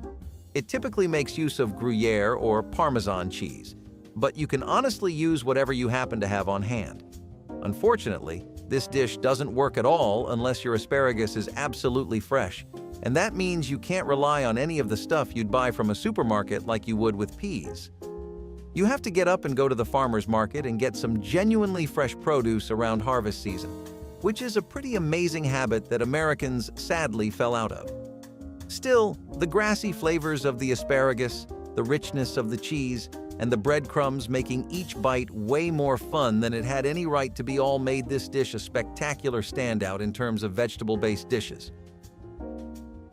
Cauliflower au gratin was once the star of Sunday dinners, a dish that turned a plain vegetable into something rich and elegant. Florets of cauliflower were steamed until tender, then baked in a creamy white sauce and topped with a layer of melted cheddar or breadcrumbs. It came bubbling out of the oven, golden and irresistible, served in casserole dishes big enough to feed the whole family. The recipe was passed down in cookbooks and often appeared at holiday tables, where it was remembered as both thrifty and impressive. For children, it was one of the few ways cauliflower actually seemed exciting, while adults enjoyed how it felt indulgent without being expensive. Over time, cauliflower became trendy in new forms like pizza crusts and rice substitutes, but the gratin has mostly disappeared. It was once a reminder that vegetables could shine with a little cheese, butter, and patience in the kitchen. Jellied cabbage salad might sound like a dare today, but in Grandma's kitchen, it was a dish of pride. This was not some jiggly dessert. This was savory gelatin, made with cabbage, carrots, vinegar, and sometimes a hint of onion or celery. The gelatin was clear and firm, often made with tomato or lemon juice instead of just water. The vegetables were suspended in it like little windows into the garden. It was served cold, sliced into neat squares, and always had a place at the table during luncheons or church dinners. Some versions were topped with mayonnaise or set into ring molds with a little lettuce garnish in the center. You had to have grown up with it to understand why it mattered. It was refreshing, texturally strange, but oddly satisfying. Today, we turn our noses up at savory gelatin, but back then, it was a sign of effort and hospitality, a dish that took time, not shortcuts. Maybe it is time we looked at those odd recipes again, with curiosity instead of judgment. Jell-O. Ambrosia salad was more than just dessert. It was a centerpiece. Every table from church basements to family picnics had at least one bowl shimmering under the lights, layered in colors only mid-century America could love. Lime green, strawberry red, and pastel pinks all trapped fruit cocktail, marshmallows, and shredded coconut in a wobbling dream of sweetness. Housewives guarded their gelatin ratios like state secrets, swearing their mixture set faster, brighter, or smoother than the neighbors. It was light, it was cheap, and it felt modern, a miracle of processed convenience. The word ambrosia hinted at something heavenly, but the taste was pure nostalgia. The sweetness of canned fruit, the cool bounce of gelatin, the faint chill of a refrigerator humming on a summer afternoon. For kids, it was a reward. For adults, it was pride. Some claimed it was salad. Others knew better. But in a world learning to trust instant food, this wobbly bowl became a cultural handshake, the symbol of how America could turn sugar and science into comfort. Even if it melted too fast in the heat, nobody cared. It was family, it was color, and it was the sweet sound of spoons clinking against glass bowls while the world outside hurried forward. Apricot rice salad blended sweet and savory flavors in a way that reflected the experimental side of 1970s kitchens. Cooked rice was chilled and then mixed with apricot preserves, chopped nuts, and sometimes a splash of lemon juice. The mixture was scooped into bowls or molded into rings, often garnished with lettuce for presentation. It was both filling and refreshing, combining the substance of rice with the sweetness of fruit. Housewives liked it because it could be made ahead and served cold, perfect for summer gatherings. The addition of nuts added texture and richness, while the apricot gave it a golden glow that stood out on crowded tables. Children found it fun because it felt like a dessert, while adults appreciated the unusual flavor balance.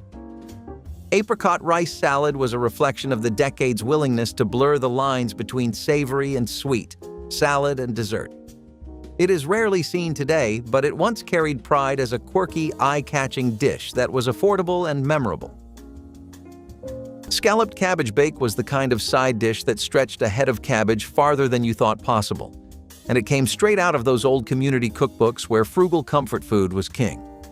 You would slice the cabbage, soften it in boiling water, then bake it in layers with creamy sauce, breadcrumbs, and sometimes a little cheese if you had extra on hand.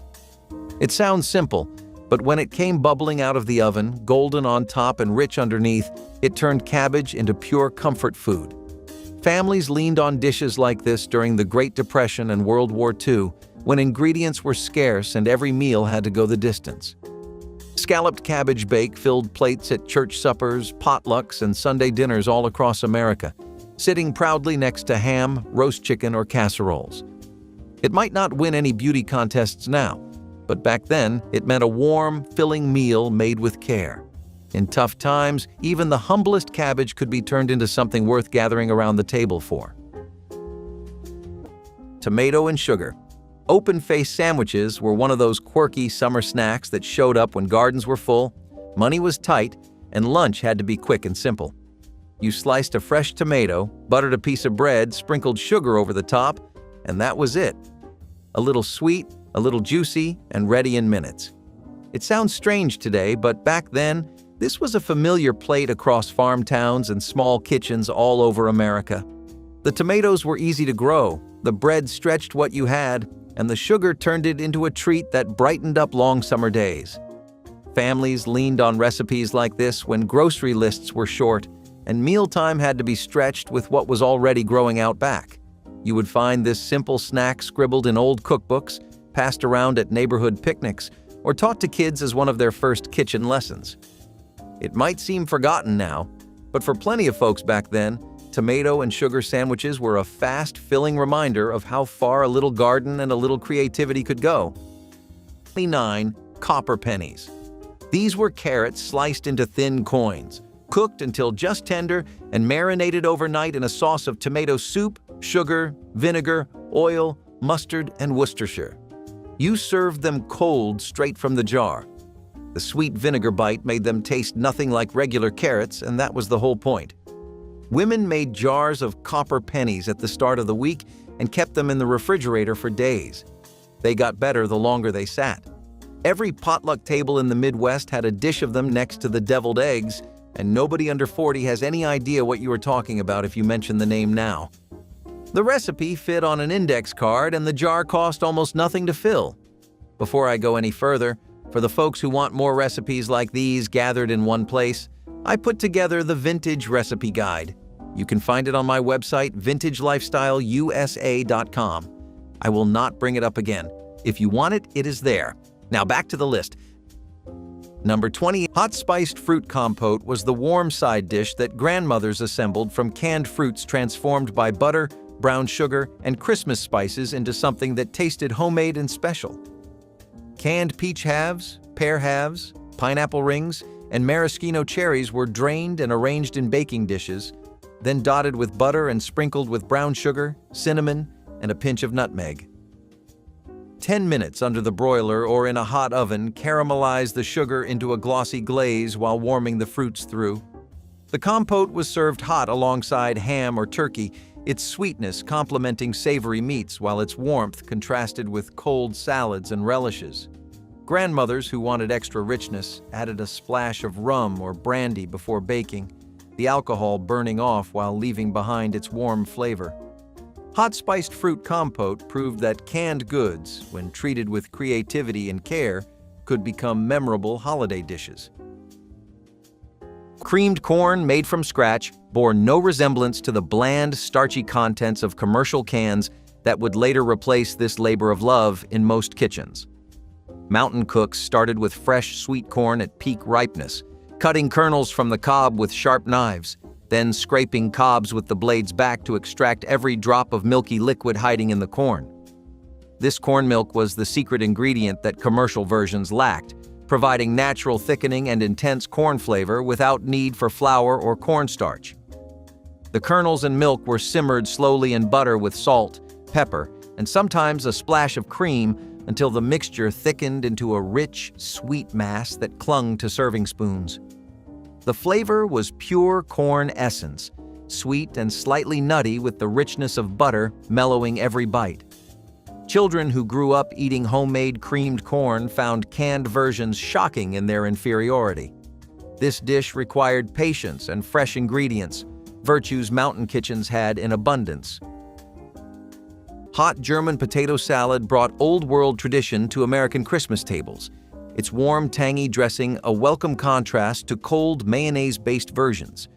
Cooks sliced boiled potatoes while still warm, knowing they absorbed flavors better than cold ones.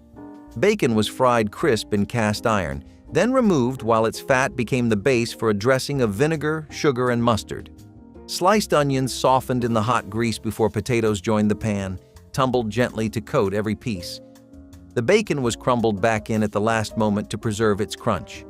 Served warm in crockery bowls, This salad steamed on holiday buffets alongside cold cuts and roasted meats. The sweet-sour balance cut through rich holiday foods perfectly. German immigrant families passed down precise vinegar-to-sugar ratios, each household believing theirs achieved harmony. Children who normally resisted potato salad often loved this version, won over by the bacon and warmth. Hot German potato salad represented heritage on the plate, connecting American celebrations to European roots. Number 13, green bean casserole. In 1955, a Campbell Soup test kitchen worker named Dorcas Riley mixed cream of mushroom soup with frozen green beans and topped the casserole with French's fried onions. By 1962, the dish had landed on every Thanksgiving table in the country.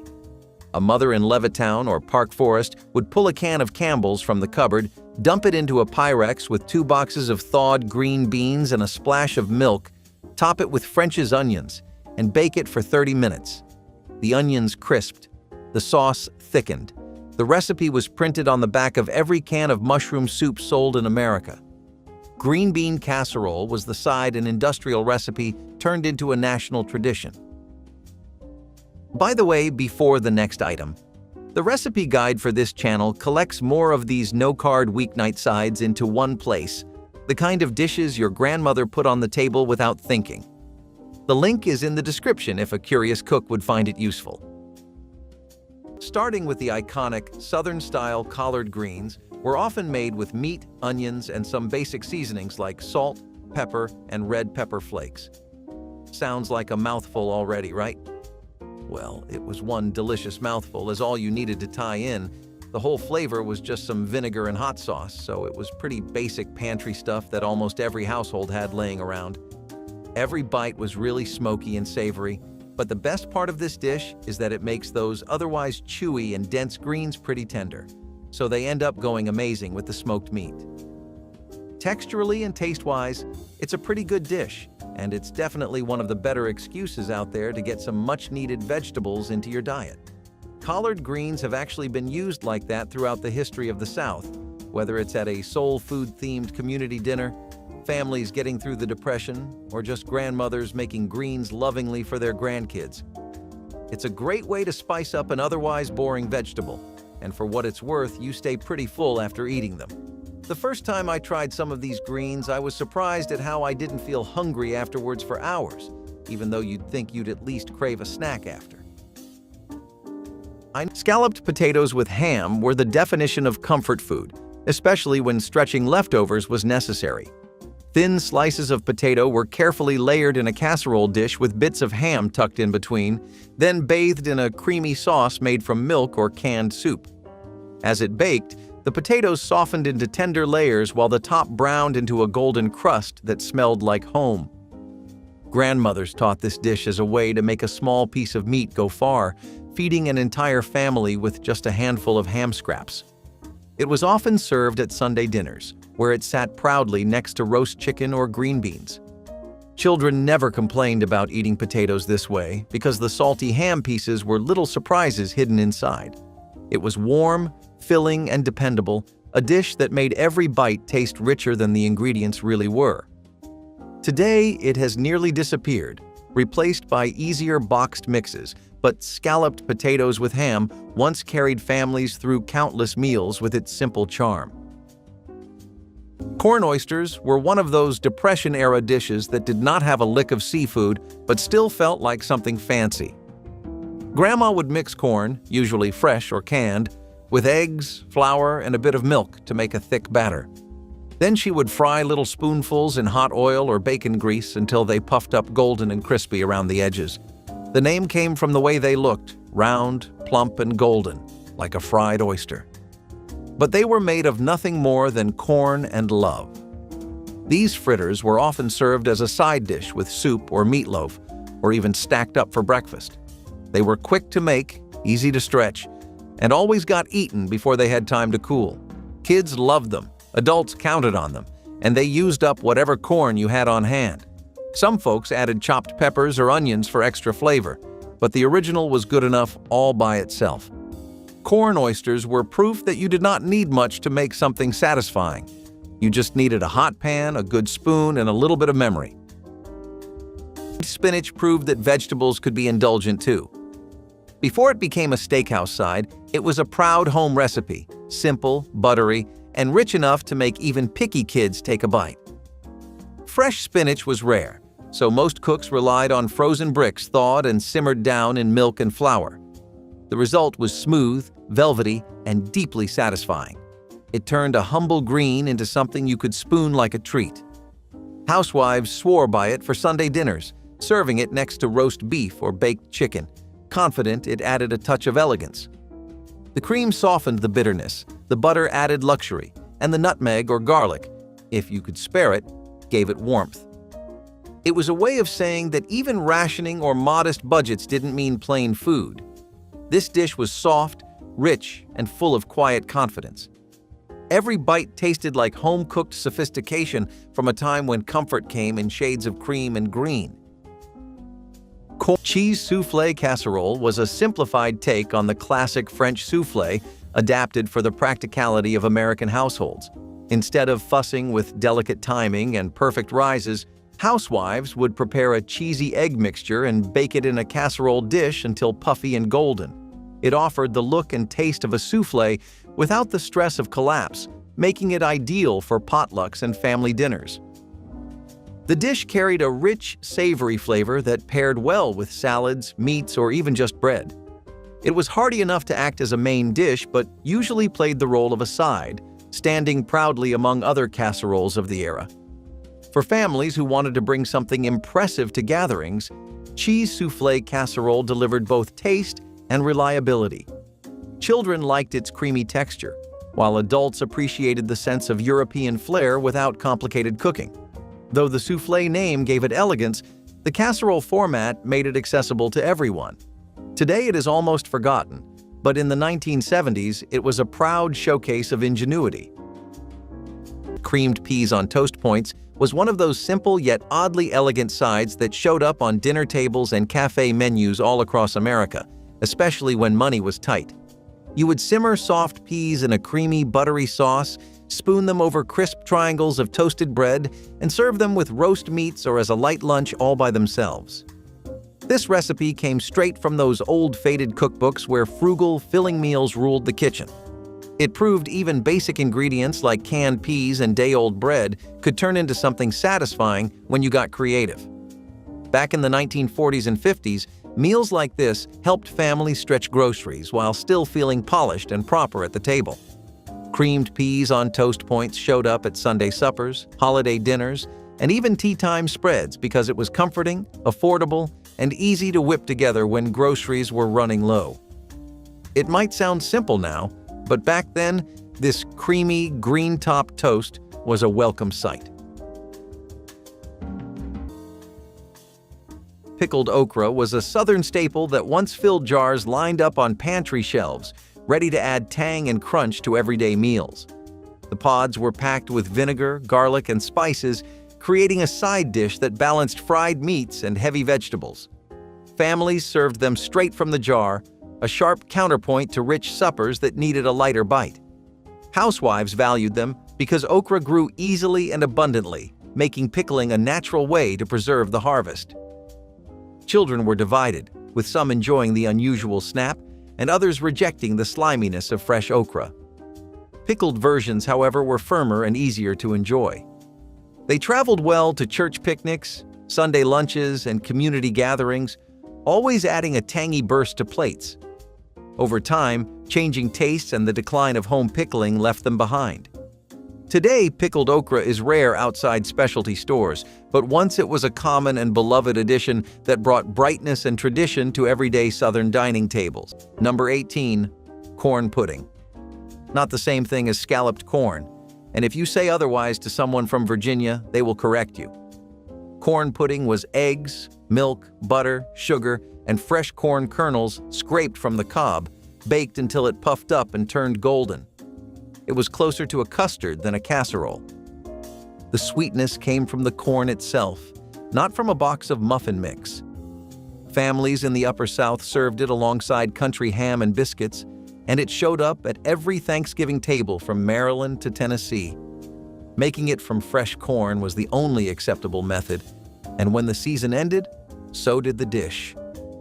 That rhythm is gone now, and so is the pudding. Ambrosia salad appeared at Christmas gatherings in cut glass bowls, its layers of fruit and coconut glistening with sweetness that children considered dessert masquerading as a side dish. Grandmothers assembled it from canned mandarin oranges, pineapple chunks, maraschino cherries, miniature marshmallows, and shredded coconut, all folded together with sour cream or whipped topping. The preparation required nothing more than opening cans, draining fruit, and stirring everything together in a large bowl before chilling. Some versions included sliced bananas added just before serving to prevent browning, while others incorporated chopped pecans for crunch. The name ambrosia referenced the food of the gods, and to children of the era, it truly seemed divine, sweet, creamy, and studded with colorful fruit and puffy marshmallows. Grandmothers knew the salad improved after chilling for an hour, allowing the marshmallows to soften slightly and the flavors to meld into creamy harmony. Fried apples served as a sweet and savory side dish that graced hillbilly tables from breakfast through supper during apple harvest season. Families with orchards or access to wild apple trees gathered firm, tart varieties that held their shape when cooked rather than dissolving into mush. The apples were cored and sliced thick, leaving peels on for color and texture, then dropped into a cast iron skillet where bacon grease or butter was already melting. Brown sugar was sprinkled over the slices along with cinnamon and sometimes nutmeg. The apples cooked slowly, turning golden and caramelized while releasing juices into a sweet syrup that coated each slice. Mothers served fried apples alongside pork chops, country ham, or breakfast sausage where the sweetness cut through the richness of the meat. Children loved them because they tasted almost like dessert but appeared at regular meals. This dish stretched the harvest into countless suppers. Orange fluff was the cloud-like confection that children circled back to throughout holiday meals, its sherbet orange color standing out among earth-toned dishes. Orange gelatin was dissolved and mixed with cottage cheese, whipped topping, mandarin orange segments, and miniature marshmallows until impossibly light and airy. The cottage cheese provided protein and subtle tang that balanced sweetness, while marshmallows added pockets of chewy texture. Chilled until set, but still soft, orange fluff was served in glass bowls where its sunset color glowed invitingly. Some versions added crushed pineapple or chopped pecans, but purists kept the base simple. The dish required no cooking and could be assembled days ahead, perfect for busy holiday schedules. Children often asked for orange fluff specifically, knowing it would appear at Thanksgiving and Christmas without fail.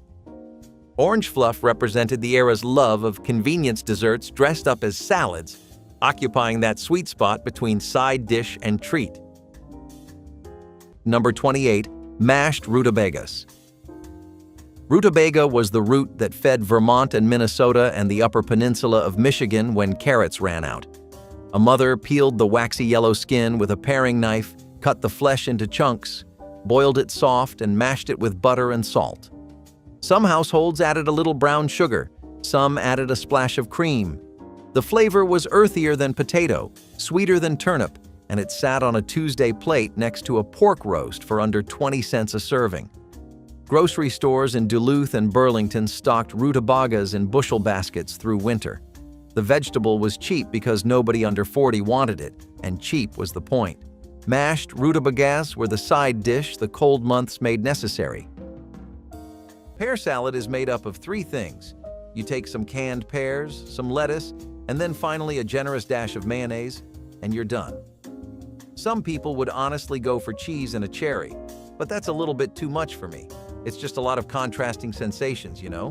Not to mention the tastes. This dish is definitely a mix of sweet and savory, though, and it's another example of the kind of food that was popular back then. There was a massive emphasis on convenience food and making things that were easy and didn't take any more time than needed. Basically, people wanted to be out of the kitchen within 20-45 minutes. They didn't want to use dishes that took an hour or two as a regular because it was just too much effort, especially with how TV culture started back then and you could miss your favorite show if you were busy cooking something up instead. That's why people started relying on canned food, because it meant that your main ingredient was already more or less ready. It was great for basic salads like this. So far, the recipes we've had here do fall into the vintage category because you wouldn't see them made today. Copper penny salad got its name from the shiny round carrot coins that made up its base, glistening after being marinated in a tangy tomato and vinegar dressing. Housewives loved this dish because it could be made ahead, stored in the refrigerator, and pulled out whenever company dropped by. The carrots were sliced thin, then tossed with onion rings and chopped bell peppers before being soaked in the zesty red sauce. After chilling, the flavors melded together, creating a sweet, sour bite that felt refreshing alongside heavier dishes like fried chicken or pork chops. It was a favorite for picnics because it traveled well and only tasted better after a day in the fridge. Children often ignored plain carrots, but the bright dressing and peppers made them exciting enough to try. Copper penny salad was thrifty, flavorful, and attractive in a way that made it a staple of mid-century tables. Though rarely spotted today, it once represented the cleverness of turning a humble carrot into the star of the meal. Stuffed baked onions were the kind of dish that made you think Grandma knew a little magic. She would peel and hollow out big yellow onions, then fill them with a warm mixture of breadcrumbs, herbs, and maybe a bit of sausage if meat was on hand. Then she would roast them until the outside was soft and golden and the center bubbled with flavor. The smell alone would bring people into the kitchen. It was impressive without trying too hard. Just an onion, transformed into something elegant. You might find them at a Sunday dinner or as a side for a special roast. They looked like something out of a restaurant, but were made from the humblest ingredients. Stuffed onions stretched the grocery budget and elevated whatever else was on the plate. You would cut through the tender layers with a fork and get a mix of sweetness and savory warmth. It is hard to imagine a time when onions took center stage like that, but Grandma knew how to make the most of what she had. Today, we just chop them and toss them in a pan. Back then, they were stars. Candied sweet potatoes with marshmallows were proof that America never met a vegetable it could not turn into dessert. Golden orange slices baked in syrup, topped with soft white marshmallows that toasted just enough to form a sugary crust. It looked like something out of a fairy tale. Bright, shiny, impossible to resist. On Thanksgiving tables everywhere, this dish was more about nostalgia than nutrition. Families expected it, grandmothers perfected it. The smell of caramelized sugar and buttered yams filled the air long before anyone carved the turkey. It was sweet, it was sticky, and it was comfort in pure form. People might pretend to make it for the vitamins, but everyone knew better. It was childhood on a plate, the edible memory of holiday laughter and second servings. In a decade when life was about doing more with less, this dish said otherwise. Sometimes excess was the point. You could almost measure a family's spirit by how golden their marshmallows came out. And when everyone leaned back in their chairs, plates empty and hearts full, you could bet this dish was the one they remembered most. Curried eggplant cubes reflected the decade's curiosity with global flavors, even if they were adapted into very simple home versions. Eggplant was chopped into cubes, sautéed in oil, and tossed with curry powder until the pieces turned golden and fragrant.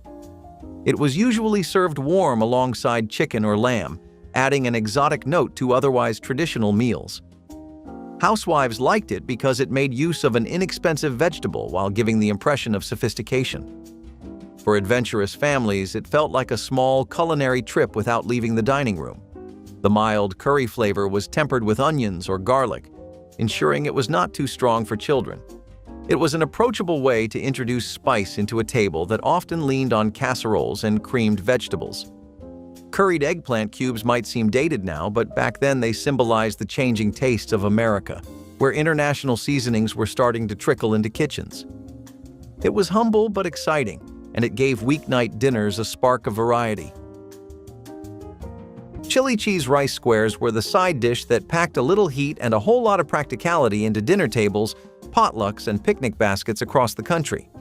You would take cooked rice, shredded cheese, chili powder, maybe some canned chilies or beans, mix it together, press it into a baking dish, and bake it until firm enough to slice into neat little squares.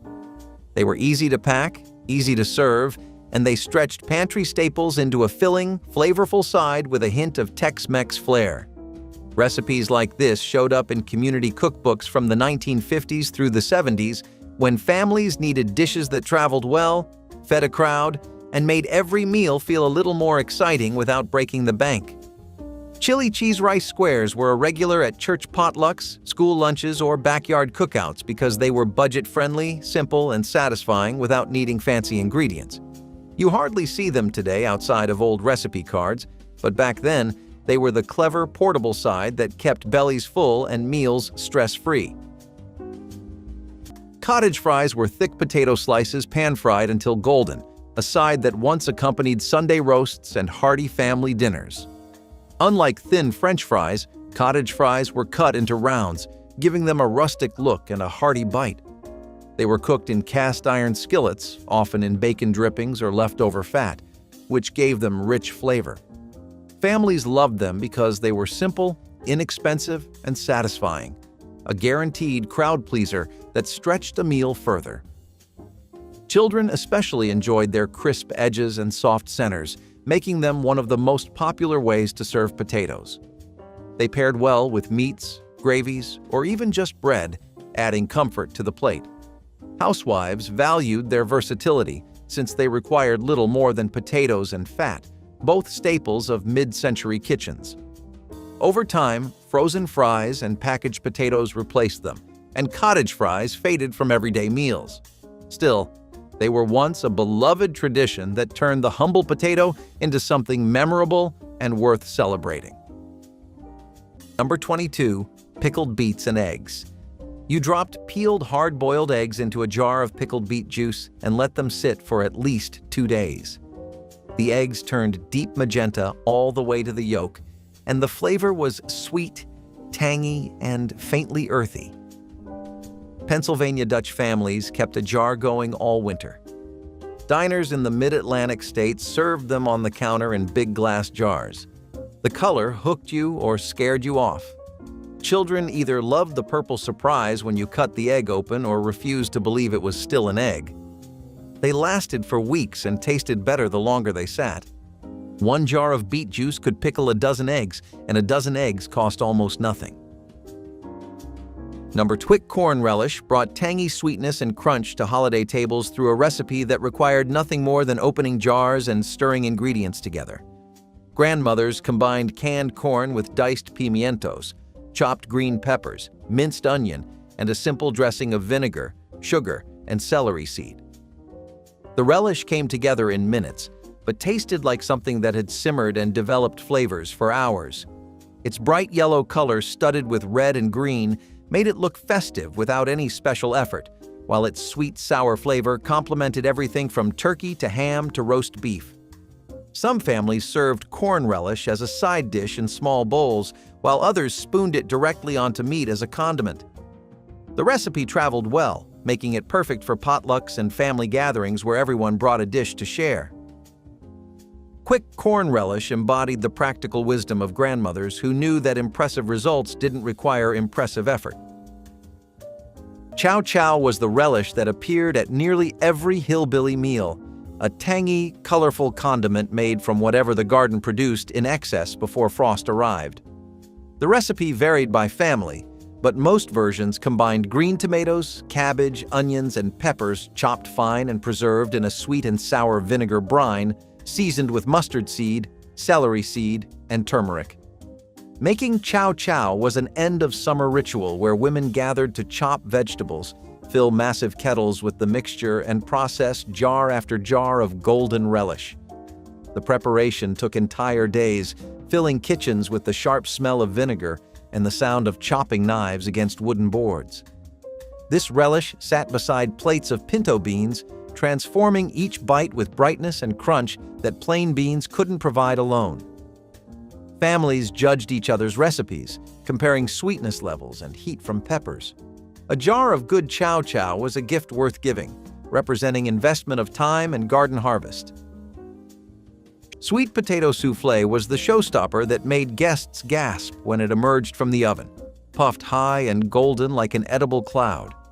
Unlike dense casseroles, the souffle required whipping potatoes with eggs separated carefully, yolks beaten into warm puree, whites whipped stiff and folded in at the last moment.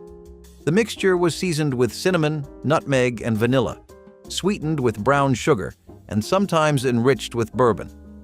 Baked in a straight-sided dish, it would rise dramatically, its top browning while the interior stayed impossibly light.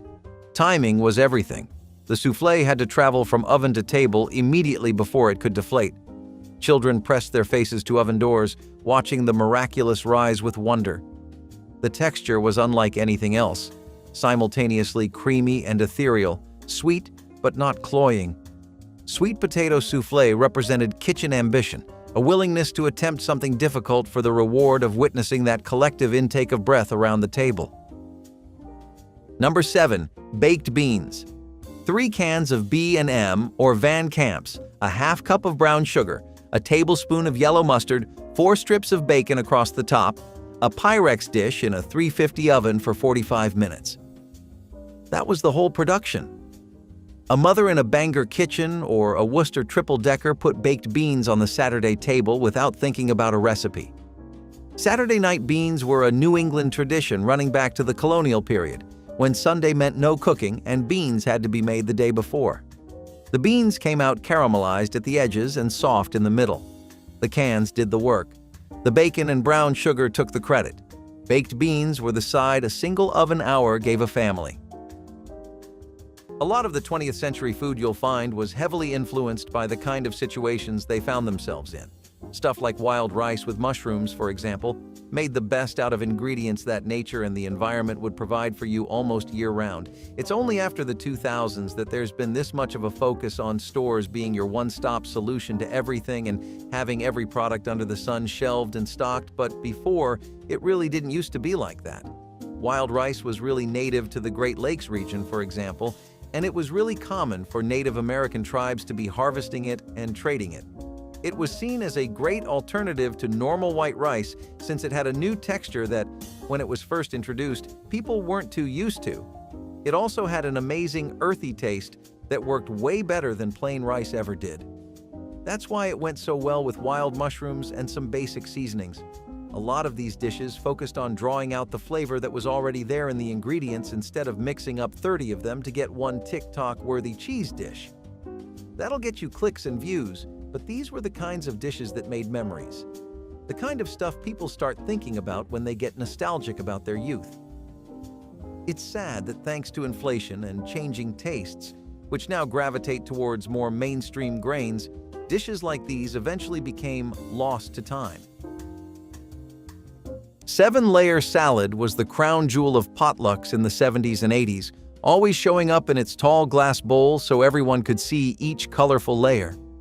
The crisp iceberg lettuce went down first, then bright peas, sliced boiled eggs, sharp onions, shredded cheese, and crumbled bacon, all stacked one on top of the other like a rainbow of familiar flavors.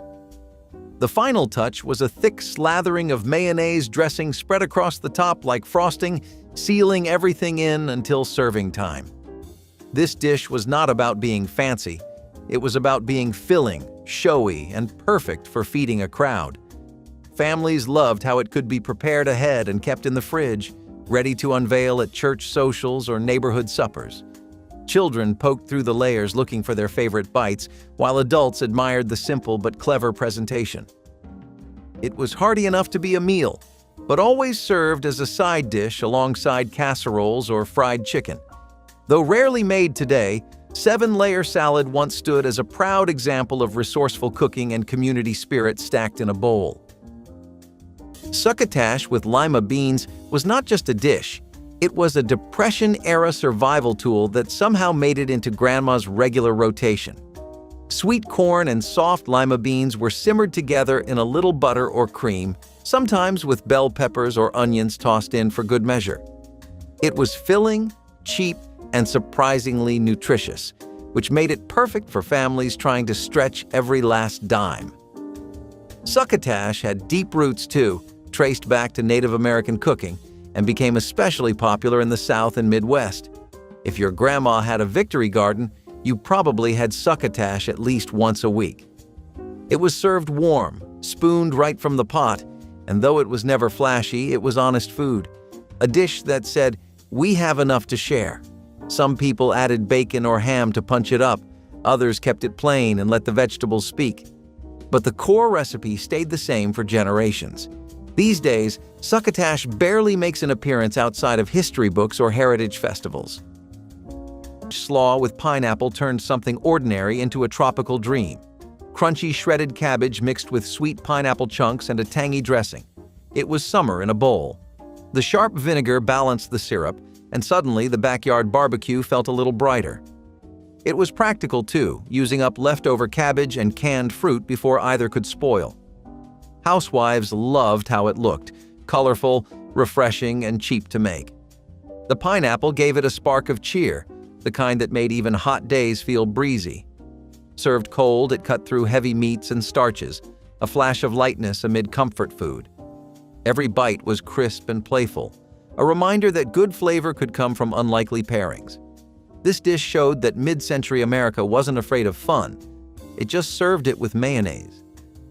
Celery crown salad was as much a visual piece as it was a food because the presentation mattered almost more than the taste. Housewives would take celery stalks, chill them until crisp, then fan them into the shape of a crown on a serving platter. The stalks would be held together with toothpicks or bands and then dressed with mayonnaise or a cheese-based sauce to add flavor. Sometimes pimentos or olives were added for color, turning the plain green into something more dramatic. It was refreshing, crunchy, and light, which made it a common sight on buffet tables crowded with heavier casseroles. The 1970s were a time when appearance at the table held value, and celery crown salad looked like something made with care even if it was simple to assemble. It offered a cool bite that balanced the richness of other dishes, and children often picked at it because of its playful shape. Though rarely made today, it once brought a sense of occasion to everyday celery. Canned chili over saltines was the kind of quick meal that got dinner on the table fast with hardly any effort, especially when the cupboards were running bare. You opened a can of chili, heated it on the stove, and spooned it over a pile of saltine crackers. That was all there was to it. It might sound plain now, but back when budgets were tight and groceries were stretched thin, this quick, salty, filling meal showed up on plenty of kitchen tables. The saltines soaked up the chili, adding crunch and making a small amount of food go a whole lot farther. Some folks dressed it up with shredded cheese or onions if they had them, but most kept it simple and practical. You would find this recipe clipped from old magazines, scribbled in community cookbooks, or passed along by word of mouth from one busy family to the next. It was never about being fancy. It was about keeping everyone full with what little you had. Today, it is one of those forgotten meals. But for plenty of homes back then, canned chili over saltines made dinner happen fast. Marinated artichoke hearts became a fashionable side dish in the 1970s, when the rise of Mediterranean flavors gave American tables something exotic. Housewives bought jars of artichokes packed in oil and herbs, serving them cold alongside roasts, pasta, or chicken. They looked elegant in glass dishes, offering a glossy sheen and unusual flavor compared to ordinary vegetables. For many families, they represented sophistication, the kind of food you might see in magazines and want to try at home. Children were often baffled by their taste, but adults embraced them as proof that everyday meals could feel cosmopolitan. They showed up at potlucks, dinner parties, and even holiday spreads, often combined with olives or cheese. The convenience of simply opening a jar made them especially attractive during busy years when families wanted flavor without fuss.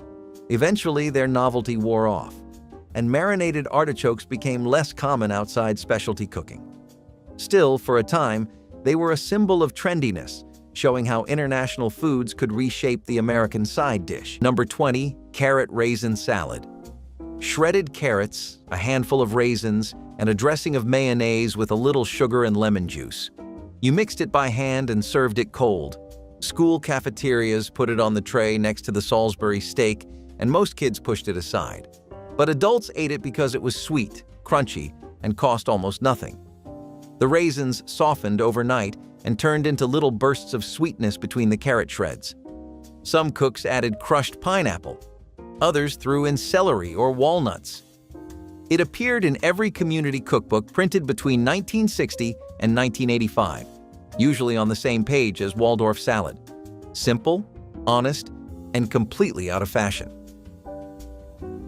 Creamed pearl onions brought old-world elegance to American Christmas tables through a preparation so simple it bordered on effortless yet tasted utterly luxurious.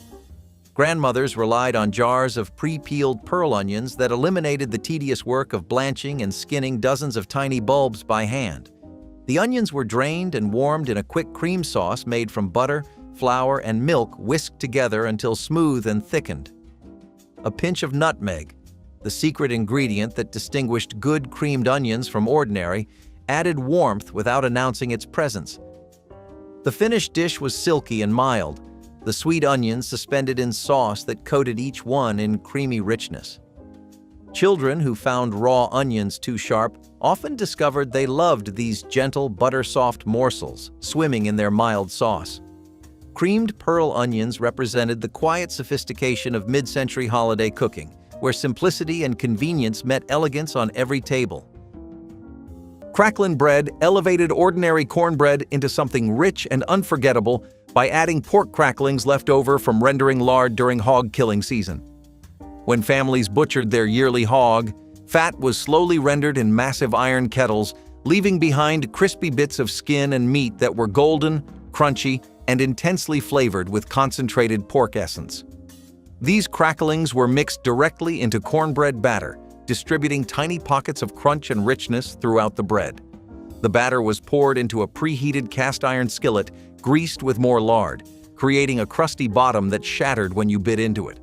Each slice contained surprises where cracklings had melted slightly during baking, leaving savory, crispy nuggets that made ordinary cornbread taste like celebration. Mountain families served cracklin bread alongside beans, greens, and soups, where it soaked up pot liquor while adding its own flavor dimension. This bread proved that nothing from the hog went to waste. Duchess potatoes transformed humble mashed potatoes into piped rosettes, worthy of any French restaurant, their golden peaks adding architectural drama to holiday platters. Potatoes were boiled, mashed with butter and egg yolks, then seasoned carefully before being loaded into pastry bags with star tips. The mixture was piped onto baking sheets in decorative swirls, then baked until peaks turned golden while centers stayed creamy. The technique required practice. The mixture needed the right consistency to pipe smoothly without being too soft to hold shape. Hostesses who mastered Duchess potatoes earned reputations as accomplished cooks. The presentation elevated what might otherwise be another bowl of mashed potatoes into something guests photographed before eating. Children were often assigned counting duties, ensuring each guest received their share. Duchess potatoes proved that technique could transform the ordinary into the extraordinary, requiring only skill rather than expensive ingredients. Number 24. Stewed tomatoes. Peeling tomatoes over a sink full of ice water was the late August ritual in farmhouse kitchens across Ohio and Pennsylvania and downstate Illinois.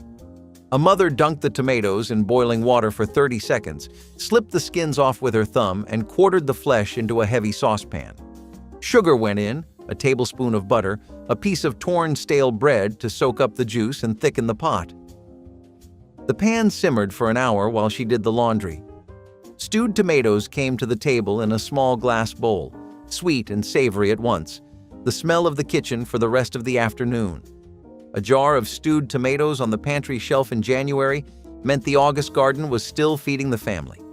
Stewed tomatoes were the side dish a home garden made inevitable. But this is one you wouldn't see in any corner of the country. Classic okra and tomatoes was such a good pairing too, but as tastes went from basic American fare to exploration of foreign tastes to fast food and convenience culture, a lot of things got lost in the constant change. Also, all those new fast food chains popping up and coming up with deals, even the big ones like McDonald's and their Happy Meal, didn't really help its case. Okra and tomatoes were actually an offshoot of Creole cooking, and they involved canned tomatoes with sliced okra or sometimes bacon and sausage. It was a really good dish to have, and it was an easy way to add some extra vegetables into your diet if that's what you were looking for. As far as the taste goes, it was pretty earthy, but also had a slight tangy aftertaste from the okra. It felt a bit chewy to bite into, though, thanks to how okra is typically naturally thick.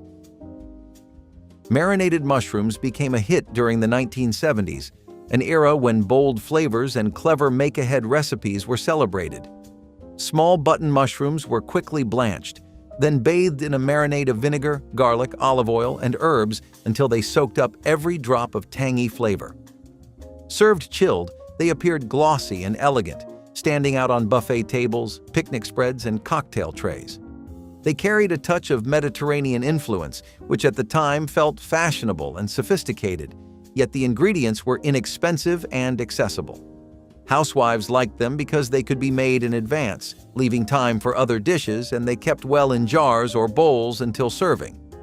Community cookbooks were filled with variations, some adding red pepper flakes, others experimenting with dill or mustard seeds. Families brought them to reunions and church suppers, where they impressed without costing much. Over time, though, marinated mushrooms slipped away, replaced by convenience appetizers bought at grocery stores. They are rarely seen now, yet they once represented how a simple vegetable could be elevated with nothing more than patience and a clever brine. Their fading is a reminder of how quickly tastes and traditions can shift. Baked stuffed apples were not always about sugar and cinnamon. In Grandma's kitchen, they could be savory too, filled with sausage, breadcrumbs, and chopped nuts or onions. The apples were cored and packed with the mixture, then baked until soft and just slightly caramelized on the outside. The stuffing soaked up the apple juices and turned into something warm and earthy with just a hint of sweetness. It was the kind of side dish that blurred the lines between sweet and savory in the best way. Served with pork chops or roast poultry, it brought balance and surprise to the plate. You might have seen them during holidays or Sunday dinners when Grandma wanted to offer something memorable. They looked beautiful too, rustic and golden, with a scent that filled the kitchen. Nowadays, we think of apples as pie or snack food, not as a vehicle for stuffing. But once upon a time, they held more than sugar. They held creativity, thrift, and a kind of elegance we do not always recognize anymore. Buttered niblet corn was summer-sealed in a pan. Bright yellow kernels popped and sizzled as butter melted over them, filling kitchens with the smell of sweetness and salt. It was simple food, and that was the beauty of it. A pinch of sugar could make it taste like sunshine, while a shake of black pepper grounded it with a savory edge. Every spoonful felt like sitting on a porch swing after a long day, sun still clinging to your skin. Whether fresh off the cob or poured from a can, it tasted like sunshine you could eat. Families served it beside fried chicken, meatloaf, or roast beef, an easy side that never disappointed. A sprinkle of salt, a pat of butter, and it became more than corn. It became comfort. Children adored it, parents depended on it, and no meal felt complete without it. Even the sound of it cooking was cheerful, a reminder that happiness didn't need a recipe. The avocado pineapple salad was one of those curious combinations that only the 1970s could have produced. Avocado halves were scooped and filled with pineapple chunks, then topped with a dollop of mayonnaise or sometimes cottage cheese. The result was a creamy, tangy, and slightly sweet side dish that looked exotic at potlucks and luncheons. Housewives appreciated it because avocados were gaining popularity and pineapple, whether canned or fresh, was inexpensive and readily available. The pairing of fruit with creamy dressings was a trend that defined the decade, and avocado pineapple salad fit neatly into that mold. Guests were often intrigued by the unusual combination, and while some loved it, others hesitated at the blend of flavors. Still, it represented the playful experimentation of the time, when food was as much about presentation and novelty as it was about taste. Avocado pineapple salad, though nearly lost today, stands as a snapshot of a decade that thrived on curiosity and creativity at the table. Cottage cheese Jell-O salad was one of those curious creations that somehow became a potluck staple all across America. It mixed creamy cottage cheese with lemon or lime gelatin, and if that was not bold enough, People often added celery, grated carrots, or pineapple chunks. You would walk into a family reunion or church dinner in the 1940s, and there it was, wobbling in all its glory next to fried chicken or meatloaf. People loved it because it looked presentable, stretched ingredients, and felt like something special during tight grocery budgets. You might not see it on modern tables, but back then, molded salads were more than a trend. They were pure kitchen creativity when you had to make do. This one came straight from old community cookbooks with curled pages and faded ink, the kind passed down through families who knew how to stretch every dollar. Green bean and egg salad was one of those quick, cold meals that filled plates fast and stretched what little food families had during tough times. You opened a can of green beans, sliced up some boiled eggs, tossed it all together with mayonnaise, and that was it. A little creamy, a little savory, and ready in under 10 minutes. It might not sound fancy today, but back then, this quick salad showed up at church potlucks, summer picnics, and weekday lunches when the pantry was running low. The eggs added protein, the beans filled you up, and the mayo brought it all together in a creamy, satisfying bite. Families leaned on recipes like this because they used simple ingredients that were always on hand and turned them into meals that kept everyone fed. You would find this one scribbled in old cookbooks, passed along by neighbors, or quietly tucked into Grandma's collection of quick meal fixes. It might be forgotten now, but for plenty of families back then, green bean and egg salad was a go-to plate that saved time, money, and groceries. 25. Pea salad. Frozen peas, thawed but not cooked, mixed with cubed cheddar cheese, diced onion, and enough mayonnaise to hold it together. Some recipes added chopped hard-boiled eggs or crumbled bacon. You served it cold, straight from the bowl. It sounds strange if you have never had it, but the combination of sweet raw peas and sharp cheddar was oddly satisfying, and it took 5 minutes to make. Church potlucks and family reunions always had at least one version on the table. The recipe passed from woman to woman on index cards and telephone calls, never from cookbooks. Nobody ever asked for it by name, but everybody noticed when it was missing. Marinated cucumber salad offered cool, crisp refreshment amid the heavy richness of typical Christmas fare, and grandmothers could prepare it in the time it took to slice vegetables and stir dressing together. Thin sliced cucumbers went into bowls with equally thin onion rings. Then a simple marinade of vinegar, sugar, water, and salt was poured over to cover. Some grandmothers added sour cream for a creamier version, while others preferred the clarity of a simple vinegar dressing that let the cucumber flavor shine. The salad improved as it sat, the cucumbers releasing their liquid while absorbing the sweet tart dressing, though it remained delicious even when assembled just minutes before serving.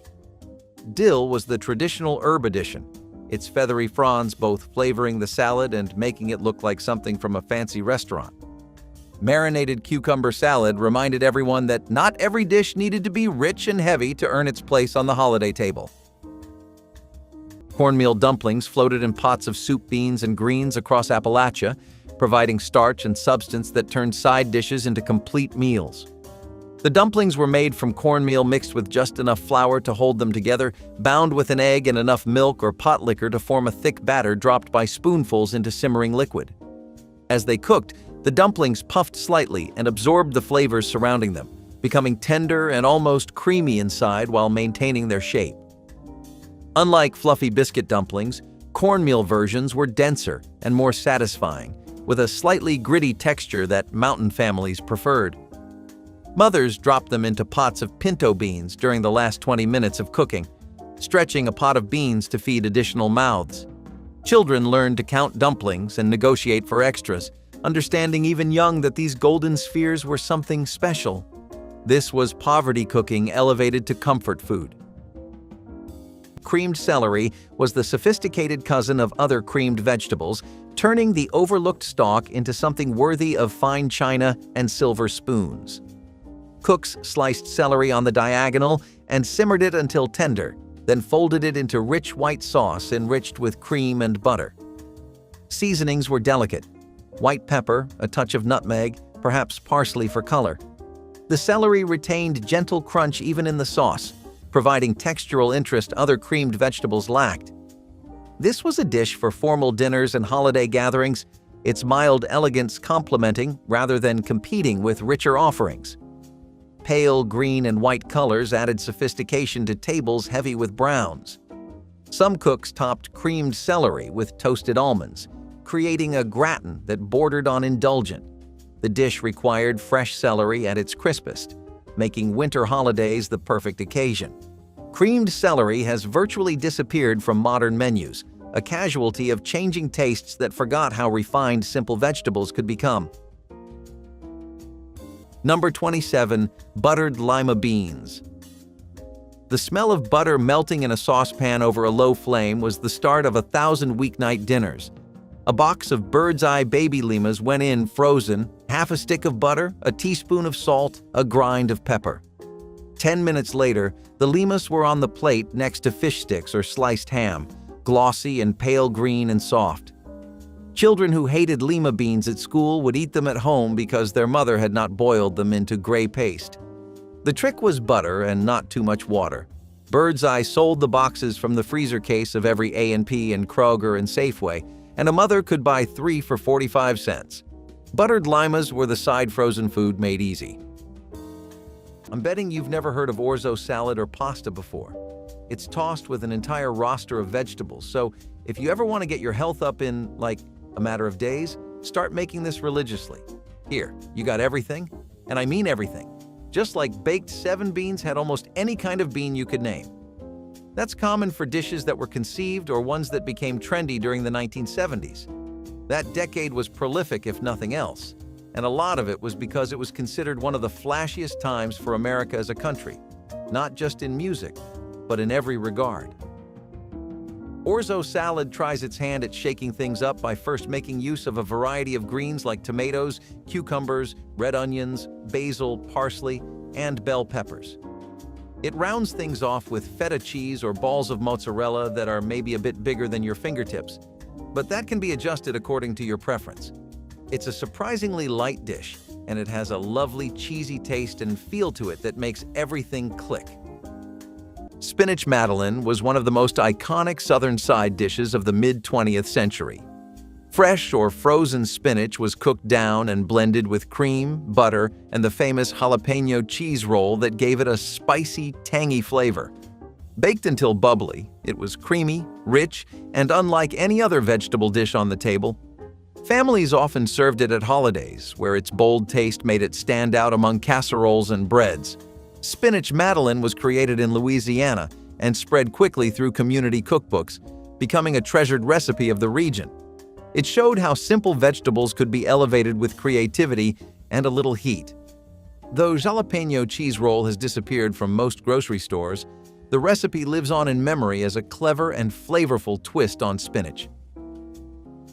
Cottage cheese salad was the quiet hero of mid-century potlucks and family suppers, even if no one talks about it much anymore. You would start with a scoop of plain cottage cheese, soft, tangy, and mild. Then fold in fruit like pineapple, sliced peaches, or even chopped tomatoes, depending on the occasion. Some versions leaned sweet with whipped cream or gelatin. Others stayed savory with cucumbers or chives. Either way, it was a refreshing, creamy dish that needed no cooking and very little prep.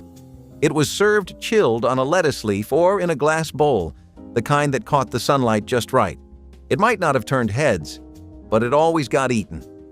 Cottage cheese salad was something you made when you wanted to offer something light, simple, and just a little different. It was affordable, nutritious, and versatile, ideal for hot summers or holiday tables alike. Today, it has all but vanished, replaced by packaged sides or dressed-up grain salads. But those who remember it know how comforting that cool, creamy bite could be. Sometimes the quietest dishes are the hardest to forget. Cornflake-topped vegetable medley was the crunchy, thrifty side dish that showed up at potlucks and family dinners, straight from those old spiral-bound cookbooks. You would take canned or frozen vegetables, stir them with cream sauce, pour it into a casserole dish, and finish it with a layer of crushed cornflakes before baking. It sounds unusual now, but back then, this topping was genius. It added crunch, stretched ingredients, and turned plain vegetables into something hearty. Cornflake-topped vegetable medley earned its spot at the table because it made basic produce feel dressed up enough for guests or holidays. It sat proudly next to meatloaf, roast turkey, or ham, offering crispy contrast to heavier mains. Families loved it for how easy it was to throw together, how well it traveled to potlucks, and how much kids liked the crunchy topping. You hardly see it now, but back then, that golden cornflake crust meant you brought your best, even when groceries were tight. It proved simple ingredients could still make a meal feel special and complete. Puffed wheat casserole was an inventive way to take a breakfast cereal and turn it into a savory side dish. Housewives would mix puffed wheat with a cheesy sauce, spread it in a baking dish, and bake until bubbly and golden. The cereal acted like breadcrumbs, giving the dish a toasty crunch on top while softening inside. It was unusual but surprisingly comforting, and it showed the willingness of 1970s kitchens to stretch pantry staples in new directions. Puffed wheat casserole paired well with meats or stood on its own for light meals. Children liked it because of the cereal connection, while adults appreciated its frugality and flavor. It was easy to prepare in large pans, making it a natural fit for potlucks. Though it has mostly disappeared, it embodies the spirit of reimagining everyday ingredients. Puffed wheat casserole may sound strange now, but in the 1970s it carried warmth, thrift, and a dash of creativity that made it memorable. Applesauce Jell-O salad was one of those quirky, retro sides that only made sense when you were flipping through the faded pages of mid-century cookbooks. But for years, this was a potluck classic everyone recognized. You would mix sweet applesauce with cinnamon-flavored gelatin, let it chill until firm, and slice it into glossy, bright red servings that wobbled onto dinner plates. Some folks added chopped nuts or whipped topping, but at its core, this recipe was simple, affordable, and stretched pantry staples into a playful sweet side. Applesauce Jell-O salad showed up everywhere from church suppers to backyard picnics, offering a cool, tangy balance to heavy meals like meatloaf, pork chops, or casseroles. It made you smile, even if it raised an eyebrow. Families loved how easy it was to throw together using ingredients they already had, turning a plain dinner into something a little more colorful. You hardly see it now. But back then, that shiny red salad was proof that even the simplest ingredients could brighten up the table and bring comfort to mealtime. Fried potatoes and onion skillet was a fast, hearty stovetop meal that showed up in countless kitchens when times were tough and bellies needed filling without much fuss or money. You would slice up potatoes, chop some onions, heat a little oil or butter in the skillet, and fry everything until golden and crispy. That was it. It sounds simple now, but back when groceries were scarce and time was short, this was a meal that worked. The potatoes filled everyone up, the onions added flavor, and the skillet turned humble pantry staples into something hot, hearty, and satisfying. Some folks added eggs, bacon, or herbs if they had them, but most kept it practical and affordable. You would find this recipe scribbled on old note cards, tucked into grandma's cookbooks, or passed down by word of mouth through generations of families who knew how to stretch every last ingredient. Fried potatoes and onions might seem forgotten today, but back then, it was a reliable fix for hungry families trying to make groceries last, keep dinner on the table, and survive the lean weeks when every meal counted just a little more. Number 23, scalloped corn. 2 cans of creamed corn, a can of whole kernel, a cup of sour cream, a box of Jiffy corn muffin mix, and a stick of melted butter. You stirred it together and baked it until the top set and the edges browned. It came out somewhere between a pudding and a casserole, dense and sweet and rich. The Jiffy box was the secret. It gave the dish structure without turning it into cornbread. Families in Ohio, Indiana, and Kentucky served it alongside fried chicken and green beans, and everyone called it something different. Scalloped corn, corn casserole, corn soufflé. The name changed by county, but the Jiffy box was always there. The leftovers reheated better than the first round. Buttered peas with pearl onions was the elegant side dish that appeared on countless Christmas tables despite taking barely 5 minutes to prepare from start to finish. Grandmothers kept bags of frozen peas and jars of pearl onions in their pantries specifically for holiday meals, knowing this combination looked fancy enough for company. The preparation was simple. Heat the peas according to package directions, drain the pearl onions and warm them through. Then toss everything together with a generous pat of butter and a sprinkle of salt. The butter melted into a glossy coating that made the bright green peas glisten alongside the pale, sweet onions. Some grandmothers added a pinch of sugar to enhance the natural sweetness, while others finished with a dusting of white pepper for subtle warmth. The dish could sit in a warm oven while other foods finished cooking. Children who normally avoided vegetables often accepted this combination because the buttery sweetness made it feel like a treat.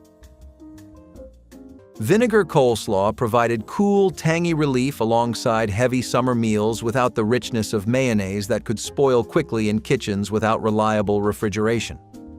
Fresh cabbage was shredded fine using sharp knives or hand-cranked shredders, then tossed with salt and left to wilt slightly, releasing liquid that was squeezed out before dressing. The dressing was simple but precise, combining vinegar with sugar, celery seed, and sometimes a touch of prepared mustard, heated until the sugar dissolved before being poured hot over the cabbage. This quick pickling process softened the cabbage while infusing it with bright, tangy flavor that improved over several hours. Unlike creamy coleslaws that had to be eaten immediately, vinegar slaw lasted for days in the icebox, making it practical for families who cooked large batches. It appeared beside fried chicken, barbecue, and fish fries where its acidity cut through richness. This slaw proved that simple preparations often outlast fancier versions. Butter beans with ham hocks brought Southern comfort to Christmas tables, their creamy texture and smoky depth satisfying appetites like few vegetables could. Dried lima beans were soaked overnight, then simmered for hours with a meaty ham hock until both beans and meat surrendered to tenderness. The cooking liquid reduced into a rich pot liquor that coated every bean with silky, porky goodness. Some cooks added onion, bay leaves, or a pinch of sugar to balance flavors, though purists let the ham and beans speak for themselves. The dish required time more than skill. Long, slow cooking was the only secret. Served in deep bowls with cornbread for soaking up the liquor, butter beans with ham hocks could anchor a meal or accompany the main roast. Grandmothers in the South passed down their timing instincts, knowing exactly when beans reached that perfect creamy yet whole texture. The dish connected Christmas to everyday survival cooking, reminding families that humble ingredients prepared with care could grace any occasion. Number 8. Hush puppies. Frying cornmeal balls in a pot of hot lard next to a pan of fried catfish was the Friday ritual in kitchens from Birmingham to Baton Rouge. A mother mixed Quaker cornmeal with flour and baking powder, beat in an egg and a half cup of buttermilk and a chopped onion, dropped tablespoons of batter into oil at 350, and pulled them out when they turned deep gold. The story went that the cook tossed scraps of dough to the hounds under the porch with the phrase, "Hush puppy." The story may not be true. The dish was. A platter came to the table next to coleslaw and fried fish and a glass of sweet tea. Hush puppies were the side a Southern fish fry could not happen without.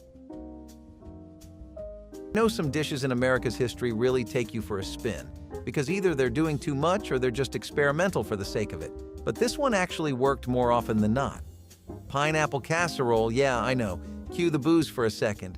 Hear me out. You think of this as a pretty bad combination, right? I mean, we've gotten pretty used to the idea of pineapple and ham or pineapple pizza, especially since they've gotten so popular on social media. But what about extending that concept to some other dishes? Who says the only things that can have pineapples are pizzas and sandwiches?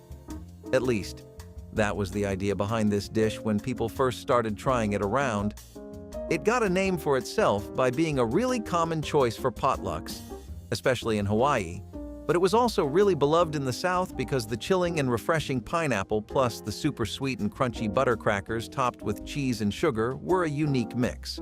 No other dish was really offering this flavor profile back in the day. Zucchini fritters were a clever way to turn surplus garden vegetables into something crisp and delicious. Grated zucchini was mixed with breadcrumbs, eggs, and seasoning, then pan-fried into golden patties. They were crunchy on the outside and tender inside, making them irresistible as a side dish or snack. Families discovered them in the height of summer when gardens overflowed with zucchini. Instead of wasting the bounty, home cooks created a recipe that celebrated it. The fritters could be eaten plain, dipped in sauces, or served with meats, making them versatile and popular. Children who resisted zucchini often loved the fritters, proving the trick worked. Though not as common today, zucchini fritters once stood as a perfect example of kitchen resourcefulness and seasonal cooking at its best. Creamed chipped carrots were never flashy, but they had their place in Grandma's dinner rotation. She would slice carrots thin, sometimes with a hand crank slicer, and simmer them until tender, then fold them into a creamy white sauce with butter and flour. The sauce was just enough to coat the carrots without drowning them, adding a gentle richness that softened their natural sweetness. You would find them beside meatloaf or roast turkey, sometimes served in little ramekins or scooped straight from a saucepan.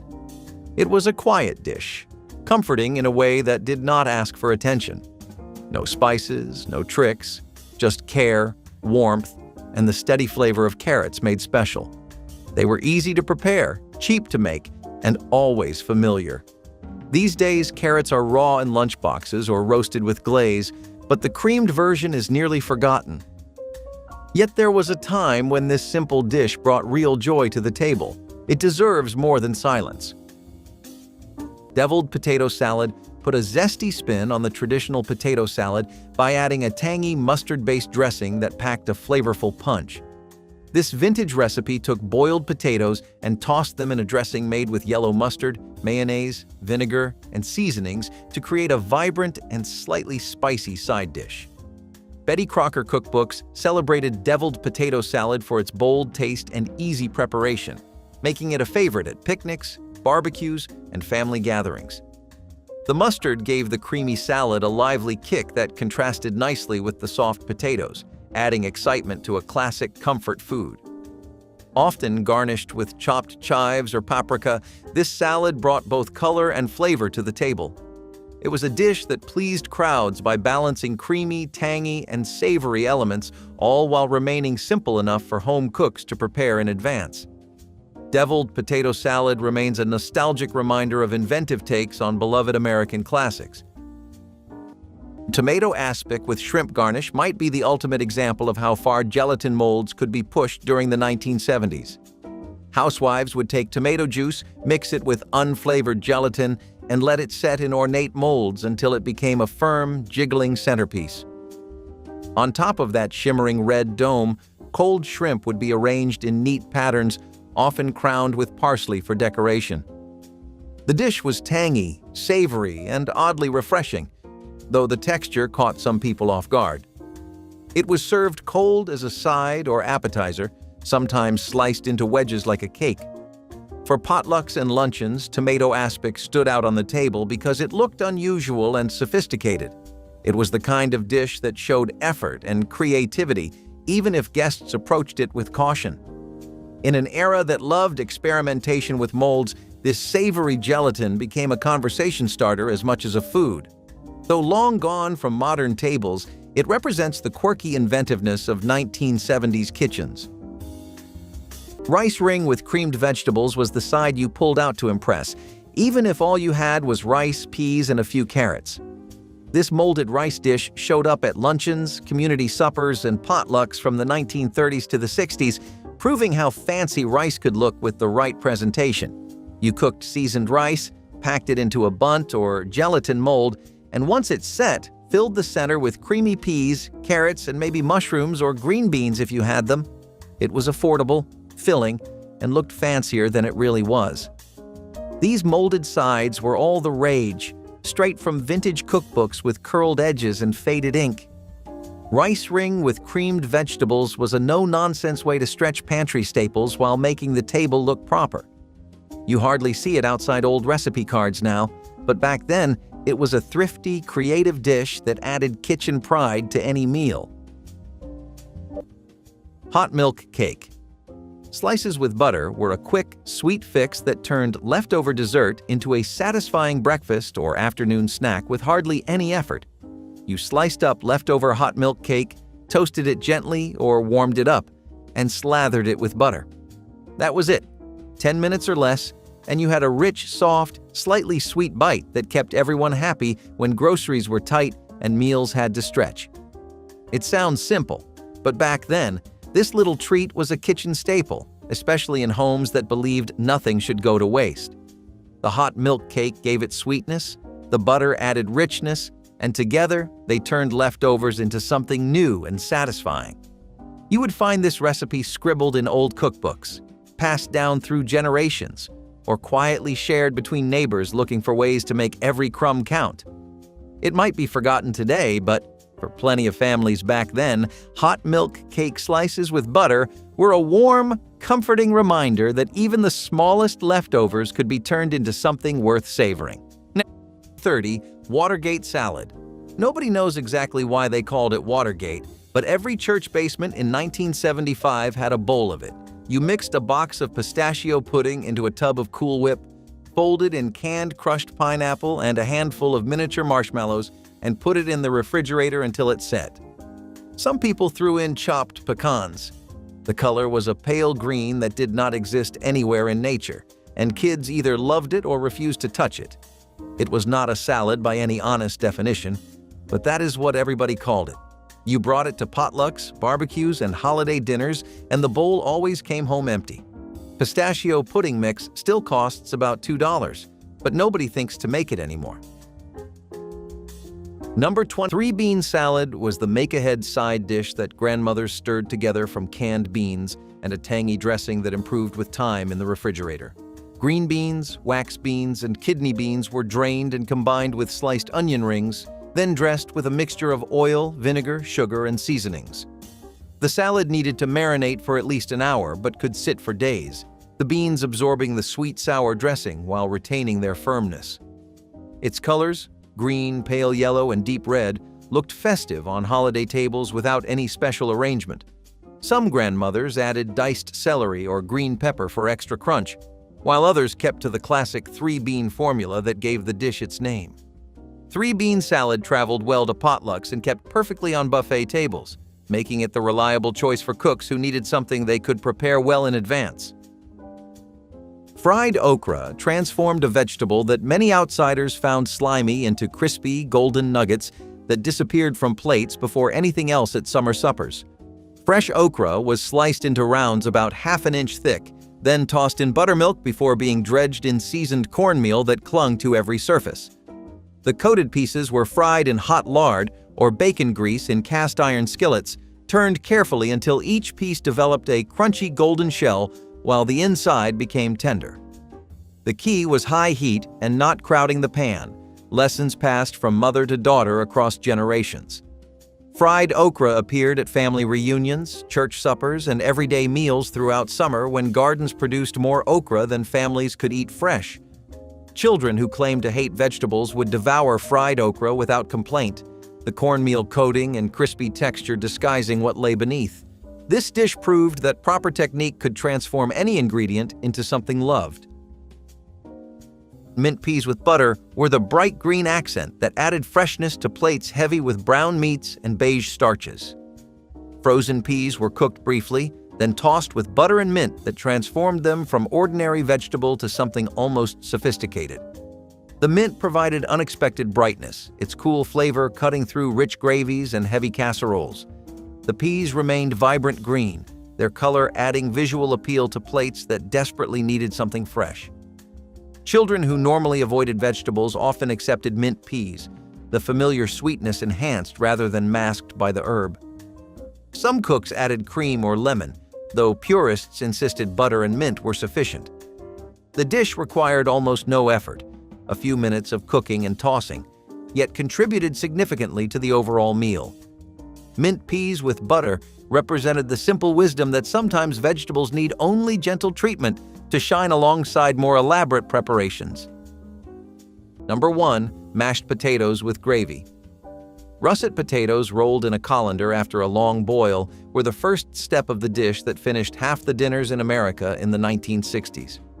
A mother peeled 5 pounds on a Sunday afternoon, boiled them in salted water, drained them, mashed them in the pot, poured in warm milk and a half stick of butter, beat them with a wooden spoon, and piled them in a serving bowl with a well in the middle.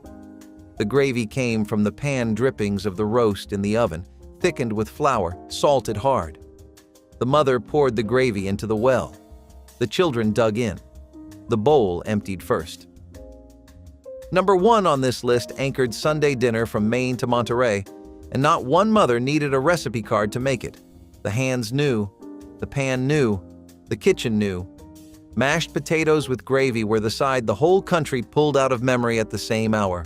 While salads are all ideal picnic material, what about when you really need that extra energy, like we were just talking about? Sometimes healthy eating doesn't really cut it. I mean, it's great for your body, but not so much for the soul, you know? That's where dishes like Southern mac and cheese come in, which honestly are exactly what someone who's feeling a little low could use. Elbow macaroni baked in a star lineup of cheeses like sharp cheddar, Colby, Parmesan, and feta, mixed in with milk, eggs, and butter. The cooking or baking means that it all turns out perfectly melted, and this is honestly one of the best iterations of mac and cheese that you can find throughout the history of the entire country. This macaroni and cheese wasn't an American idea, though. It came to us thanks to European traditions, which were experienced firsthand by Thomas Jefferson, who served this at an important dinner at the White House in 1802. It's almost like a custard with how soft and gooey it is, and I, for one, am surprised that Europe could outdo us when it comes to mac and cheese. Shoestring potato casserole was a thrifty invention that used canned shoestring potatoes as its base. These thin strips of fried potatoes were layered into a casserole dish with cream soup, onions, and cheese, then baked until bubbling. The result was a crunchy, creamy side dish that was hearty enough to stand next to meatloaf or roast beef. Families enjoyed how easy it was to put together, requiring only pantry staples and a little oven time. It was a comfort food favorite at weeknight dinners, where children eagerly scooped up spoonfuls of crispy potatoes covered in sauce. The casserole was also popular at church suppers, where it could feed many without costing much. Though it has nearly vanished today, shoestring potato casserole once represented the creativity of stretching canned goods into meals that felt homemade and filling. Parsnip and carrot mash was a rustic dish that felt both hearty and refined, depending on how Grandma served it.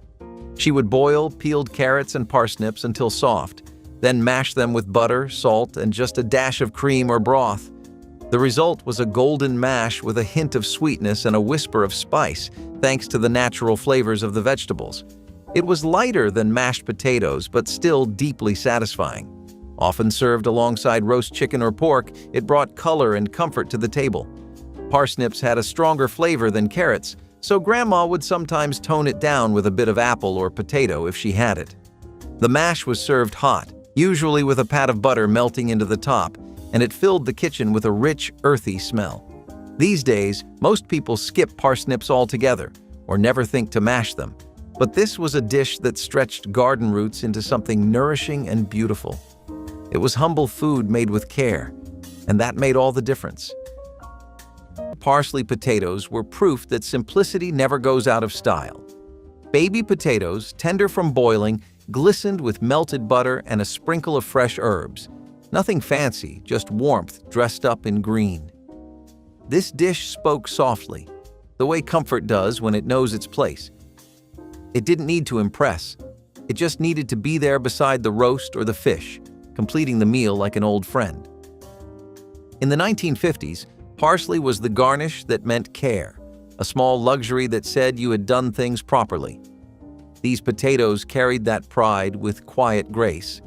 Each bite was buttery, earthy, and pure, a reminder of a time when dinner didn't need to be complicated to be perfect. Even today, a bowl of them has the power to make any meal feel like Sunday. Eggplant au vin reflected the growing trend of borrowing from European flavors to make vegetables more exciting. Sliced eggplant was layered in a baking dish, drenched with red wine sauce and baked until soft and savory. It was a side dish that carried richness and a touch of sophistication, offering something different from the heavy casseroles that dominated the era. Housewives liked it because it transformed a plain vegetable into something impressive without requiring expensive meat or cheese. The red wine gave it a bold flavor that set it apart, making it a conversation piece at dinner parties.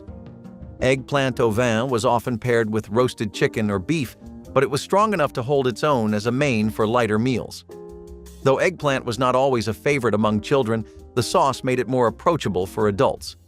It represents the 1970s curiosity with international flair, a time when American cooks wanted to feel worldly without straying too far from comfort.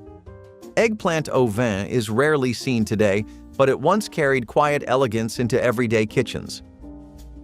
Tomato gravy and biscuits sounds unusual today, but in the rural South, it was once a go-to breakfast for those with more tomatoes than money. Canned or fresh tomatoes were simmered with flour, fat, and milk to create a creamy, tangy sauce that was poured generously over hot biscuits. If you had bacon grease, you used it. If not, butter or lard worked fine. The gravy was thick, pinkish, and full of flavor, a bright, hearty start to the day when sausage or eggs were out of reach. Some people added sugar. Others kept it sharp and savory. It was born from necessity but stayed because it was delicious. Old cookbooks passed the recipe down with pride, often scribbled in pencil with side notes like, "Add more pepper if Papa's home." For many families, tomato gravy and biscuits were not just a meal.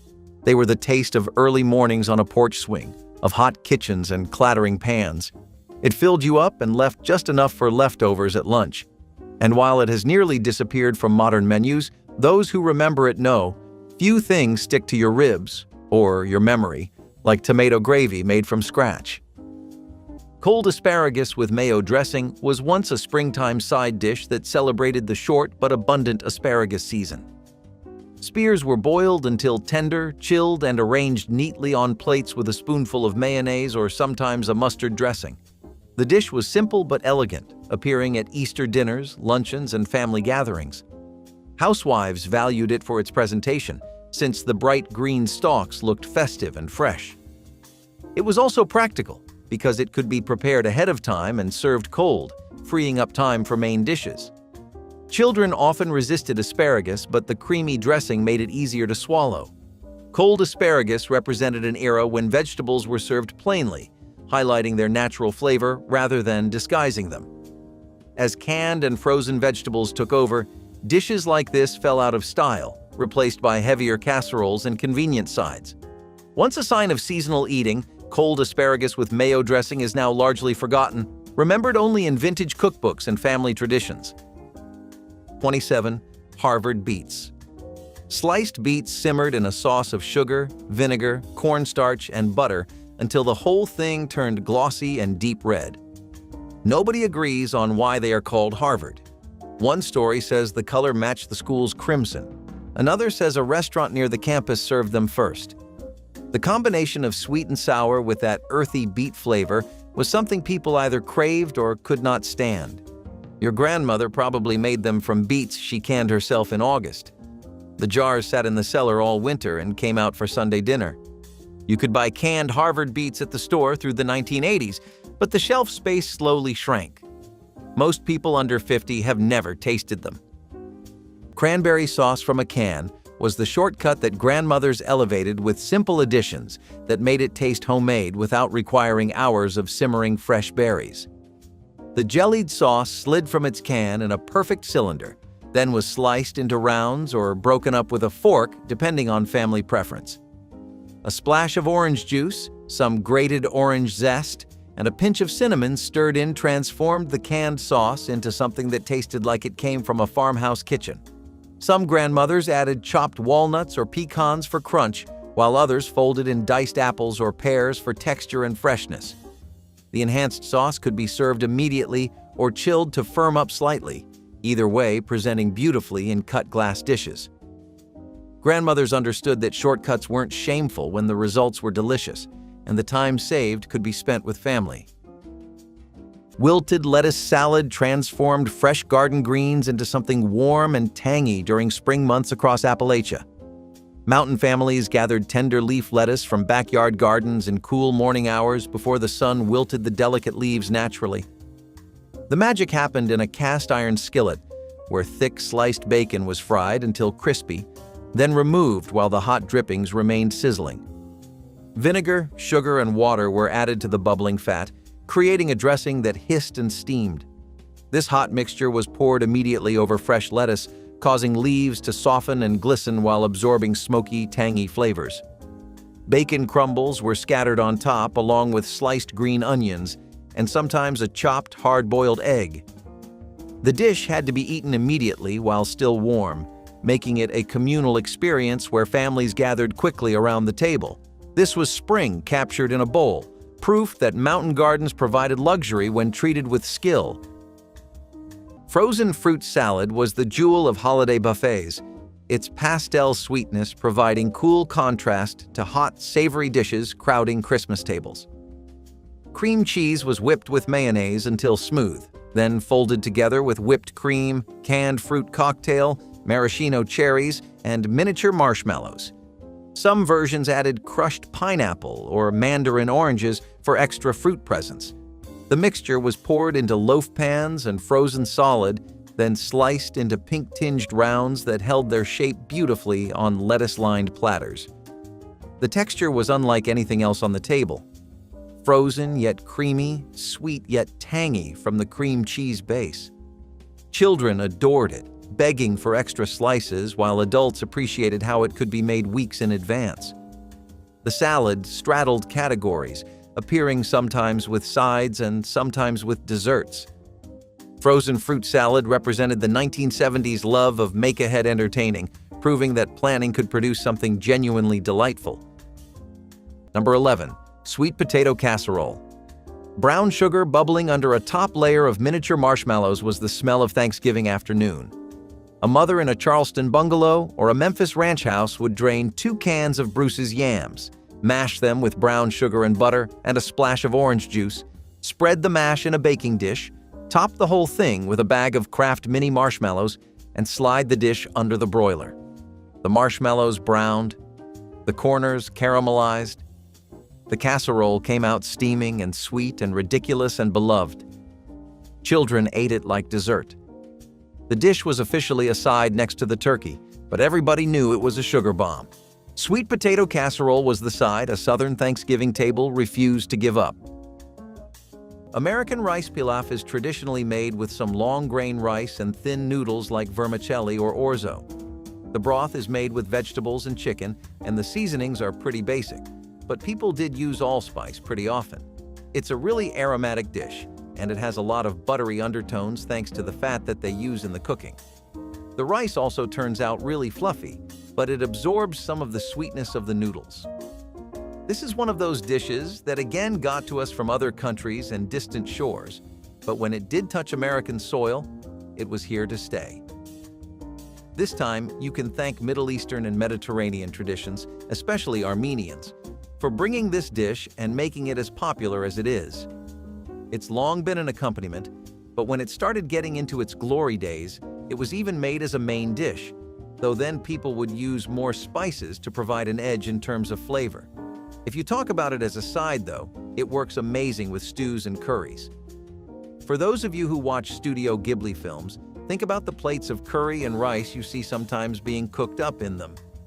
It's kind of like that, and I don't know about you, but that just screams comfort to me, which is something a lot of people could use more and more in this fast food-dominated brand-eat-brand world. Macaroni and tomatoes was one of the simplest dishes ever served, yet it carried deep meaning in resourceful kitchens. Elbow pasta was boiled until tender, then simmered with stewed tomatoes, onions, and a touch of seasoning. It was cheap, easy, and satisfying, a way to stretch pantry ingredients into something warm and filling. This dish often appeared on weeknights when money was tight, providing comfort without extravagance. Its flavors were mild but hearty, with the sweet tomatoes coating every bite of pasta. Some families sprinkled a little cheese on top, while others kept it plain to save costs. It was not glamorous, but it was dependable, showing how much could be done with just a can of tomatoes and a box of pasta. Children grew up with it as a staple, and for many it became tied to memories of home. Today it has nearly vanished from dinner tables, but macaroni and tomatoes once stood proudly as proof that simplicity could taste like love. Glazed turnips were one of Grandma's ways of making stubborn vegetables taste like something worth getting seconds of. She would peel and cube them, then simmer them in a pan with butter, sugar, and a splash of broth or vinegar until they were soft and glossy. The natural bitterness of the turnip mellowed into something sweet and earthy, with a flavor that felt oddly fancy for such a humble root. Glazed turnips were often served beside roasts or ham, especially when the fancier vegetables were too expensive or out of season. It was the kind of dish that showed up quietly, then disappeared just as quietly. No fuss, no leftovers. A lot of kids wrinkled their noses at first, but ended up going back for more. You almost never hear about this recipe now, not even in family newsletters or holiday cookbooks. But there was a time when turnips had their moment, and Grandma made sure of it. It was not about turning vegetables into something they were not. It was about bringing out the best in what you had.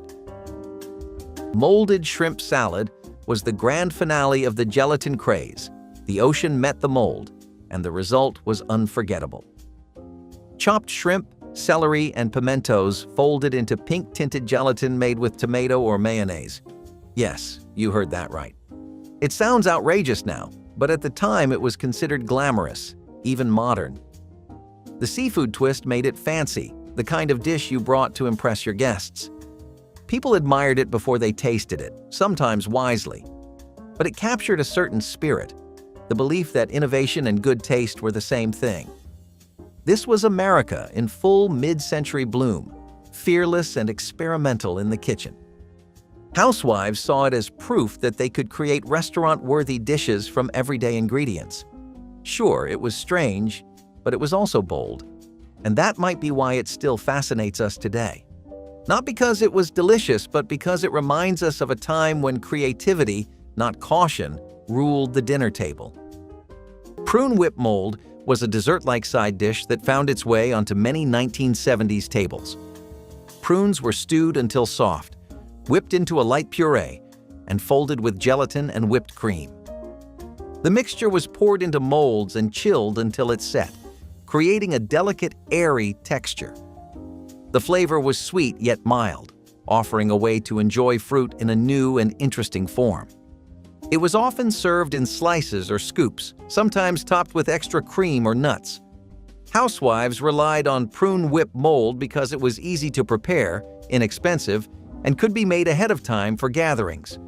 It appealed especially to adults who appreciated its subtle sweetness and lightness after heavy main dishes. Prune whip mold carried the same charm as other gelatin-based recipes of the era, with the bonus of feeling wholesome thanks to the fruit base. Though it has nearly disappeared from menus today, it once held a firm place as a creative, thrifty, and surprisingly elegant dish for families and guests alike. Leftover rice with creamed spinach was one of those pantry meals that turned odds and ends into something filling, warm, and fast. You scooped leftover rice into a skillet, stirred in canned creamed spinach, and added a splash of milk or cheese if you had any left. Everything cooked together until hot, and that was dinner. It was creamy, salty, and just filling enough to count when there was not much else in the cupboard. These little skillet meals showed up in old cookbooks because they stretched groceries, made dinner happen fast, and kept families full during lean times. You could eat it plain, add black pepper, or even crack an egg on top if you wanted to feel fancy, but most folks just scooped it onto a plate and called it a night. This meal did not take much: leftovers, canned greens, and a little creativity, and somehow it got everyone fed. Funny how these quick, practical dinners stick with you long after times get easier. Number 16. Cheese grits casserole. Cooked grits stirred with a block of Velveeta, butter, eggs, and a shot of Worcestershire, baked until the top browned and the center set firm. It came out looking like a golden brick and smelled like nothing else in the southern kitchen. Regular grits were a breakfast staple, but the casserole version turned them into something worthy of company dinner. Garlic cheese grits was the fancier name when you added a clove or two, and that version spread north through military families and transplants. It held well on a buffet, reheated without falling apart, and cost next to nothing to feed a table of 6. Today, most grits come from a packet, and the casserole has been left behind alongside the slow-cooked original. Candied sweet potatoes from canned yams became holiday tradition through a preparation requiring nothing more than opening cans, adding butter and sugar, and letting the oven do the work. Canned sweet potatoes were drained and arranged in baking dishes, then topped with generous amounts of butter, brown sugar, and sometimes miniature marshmallows that puffed and browned under the broiler. The natural sweetness of the potatoes intensified as the sugar caramelized around them, creating sticky glaze that made each bite memorable. Some grandmothers added orange juice or crushed pineapple for brightness, while others sprinkled pecans over the top for crunch. The dish could be assembled ahead and baked while the turkey rested, its sweet aroma mingling with savory smells to announce that the feast was nearly ready. Candied sweet potatoes proved that canned vegetables could anchor beloved holiday traditions. Killed lettuce earned its dramatic name from the hot dressing that transformed raw greens into a wilted, intensely flavored side dish, distinct from its cousin, wilted lettuce salad. The difference was subtle but important to mountain cooks who took pride in regional variations and family recipes. Killed lettuce used a dressing heavy on vinegar with less bacon fat, creating a sharper, more acidic result that truly killed the crispness of fresh leaves. Garden lettuce was torn into a large bowl, while bacon was fried in a cast-iron skillet. Then vinegar, water, sugar, and salt were added to drippings and brought to a rolling boil. This scalding liquid was poured directly over lettuce while stirring rapidly, ensuring every leaf was coated and softened. Green onions and crumbled bacon were added along with sliced, hard-boiled eggs in some households. The dish was served immediately, steam still rising. This was spring tonic food, believed to cleanse the blood after winter. Pickled peaches were jeweled accompaniments that appeared beside Christmas hams, their spiced sweetness providing perfect counterpoint to rich meats.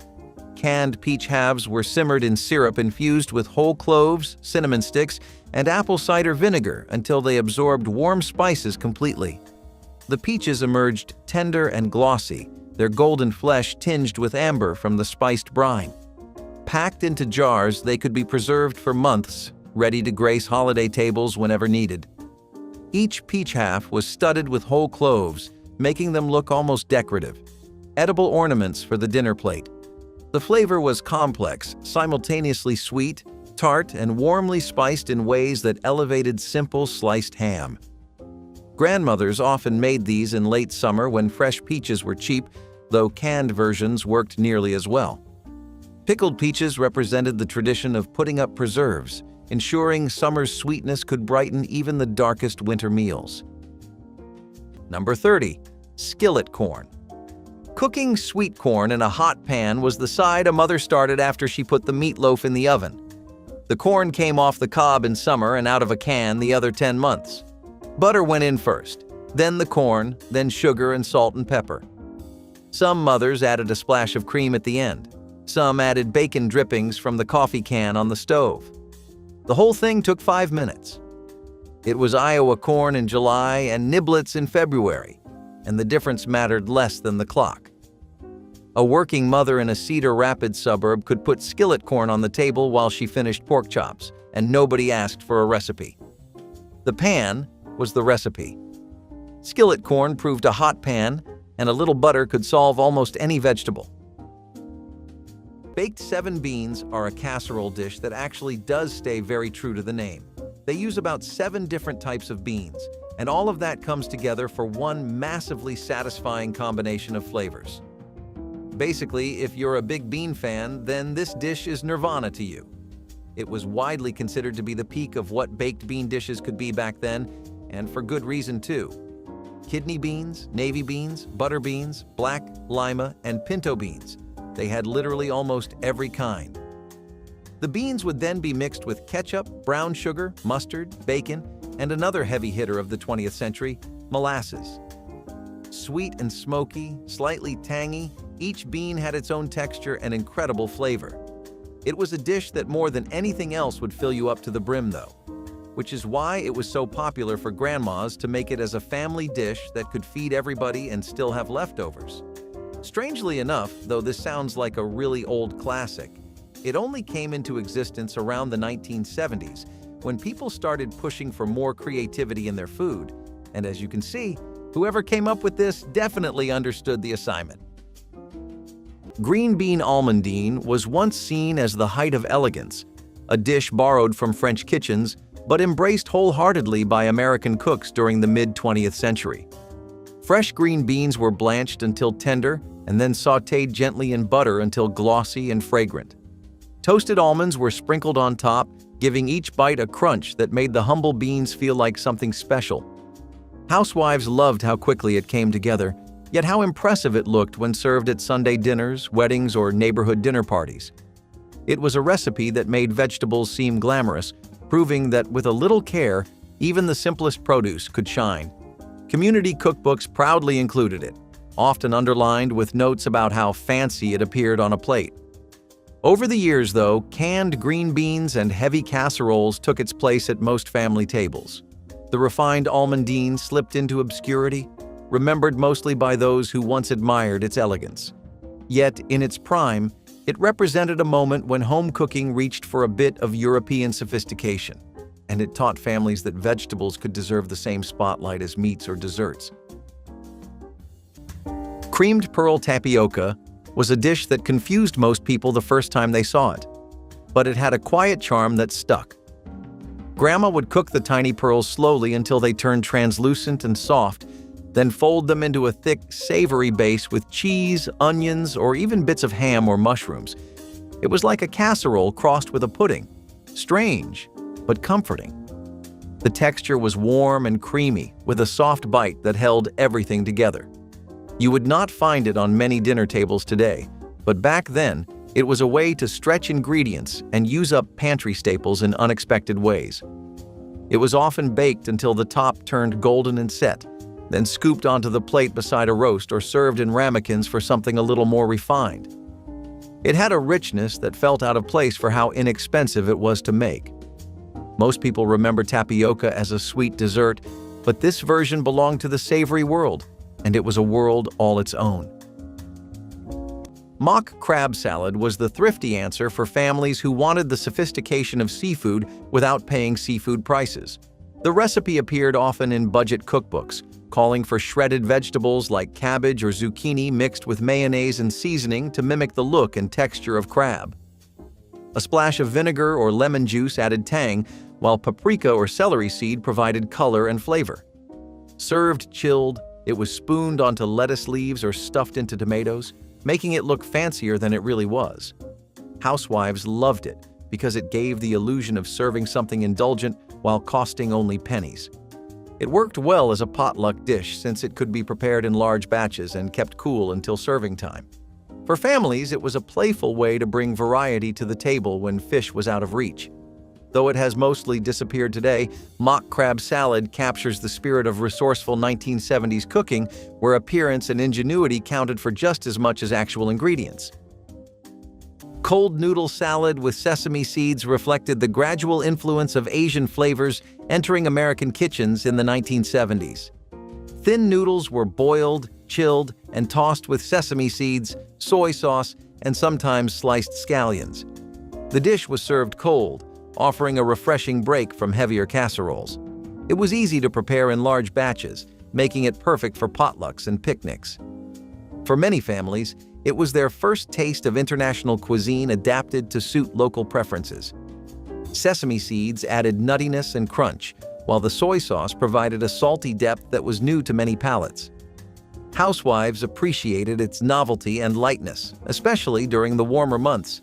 Children enjoyed the simple flavors, while adults praised its uniqueness. Cold noodle salad with sesame seeds was a modest step toward culinary diversity, proving that even small changes in ingredients could reshape tables. It may not have survived into modern popularity, but it marked a moment when tastes began to expand in earnest. Now this one might raise some eyebrows. Barbecue raccoon? Yes, you heard that right. While it might seem unconventional, raccoon meat has been a dietary staple in certain regions for centuries.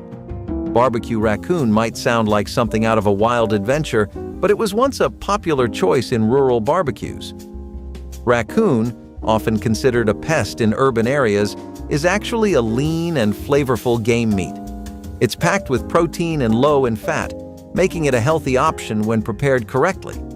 In rural areas, where raccoon populations are more abundant, hunting and consuming this meat has been a tradition passed down through generations. The preparation of barbecue raccoon involves marinating the meat and then grilling it to achieve a smoky, savory flavor. It's important to clean the meat properly before cooking it up, or else you're in for some serious food poisoning. While raccoon might not be a common choice for modern barbecue, it's a reminder of how barbecue traditions have always been influenced by local resources and regional tastes. Somebody wrote each of those recipes down because the family asked for it twice. If one of those dishes brought back a name or a kitchen you have not thought about in years, put it in the comments. And if you want more of these forgotten recipes, hit subscribe so the next one finds you. That is what old cookbooks were for, making sure nothing good stayed forgotten forever.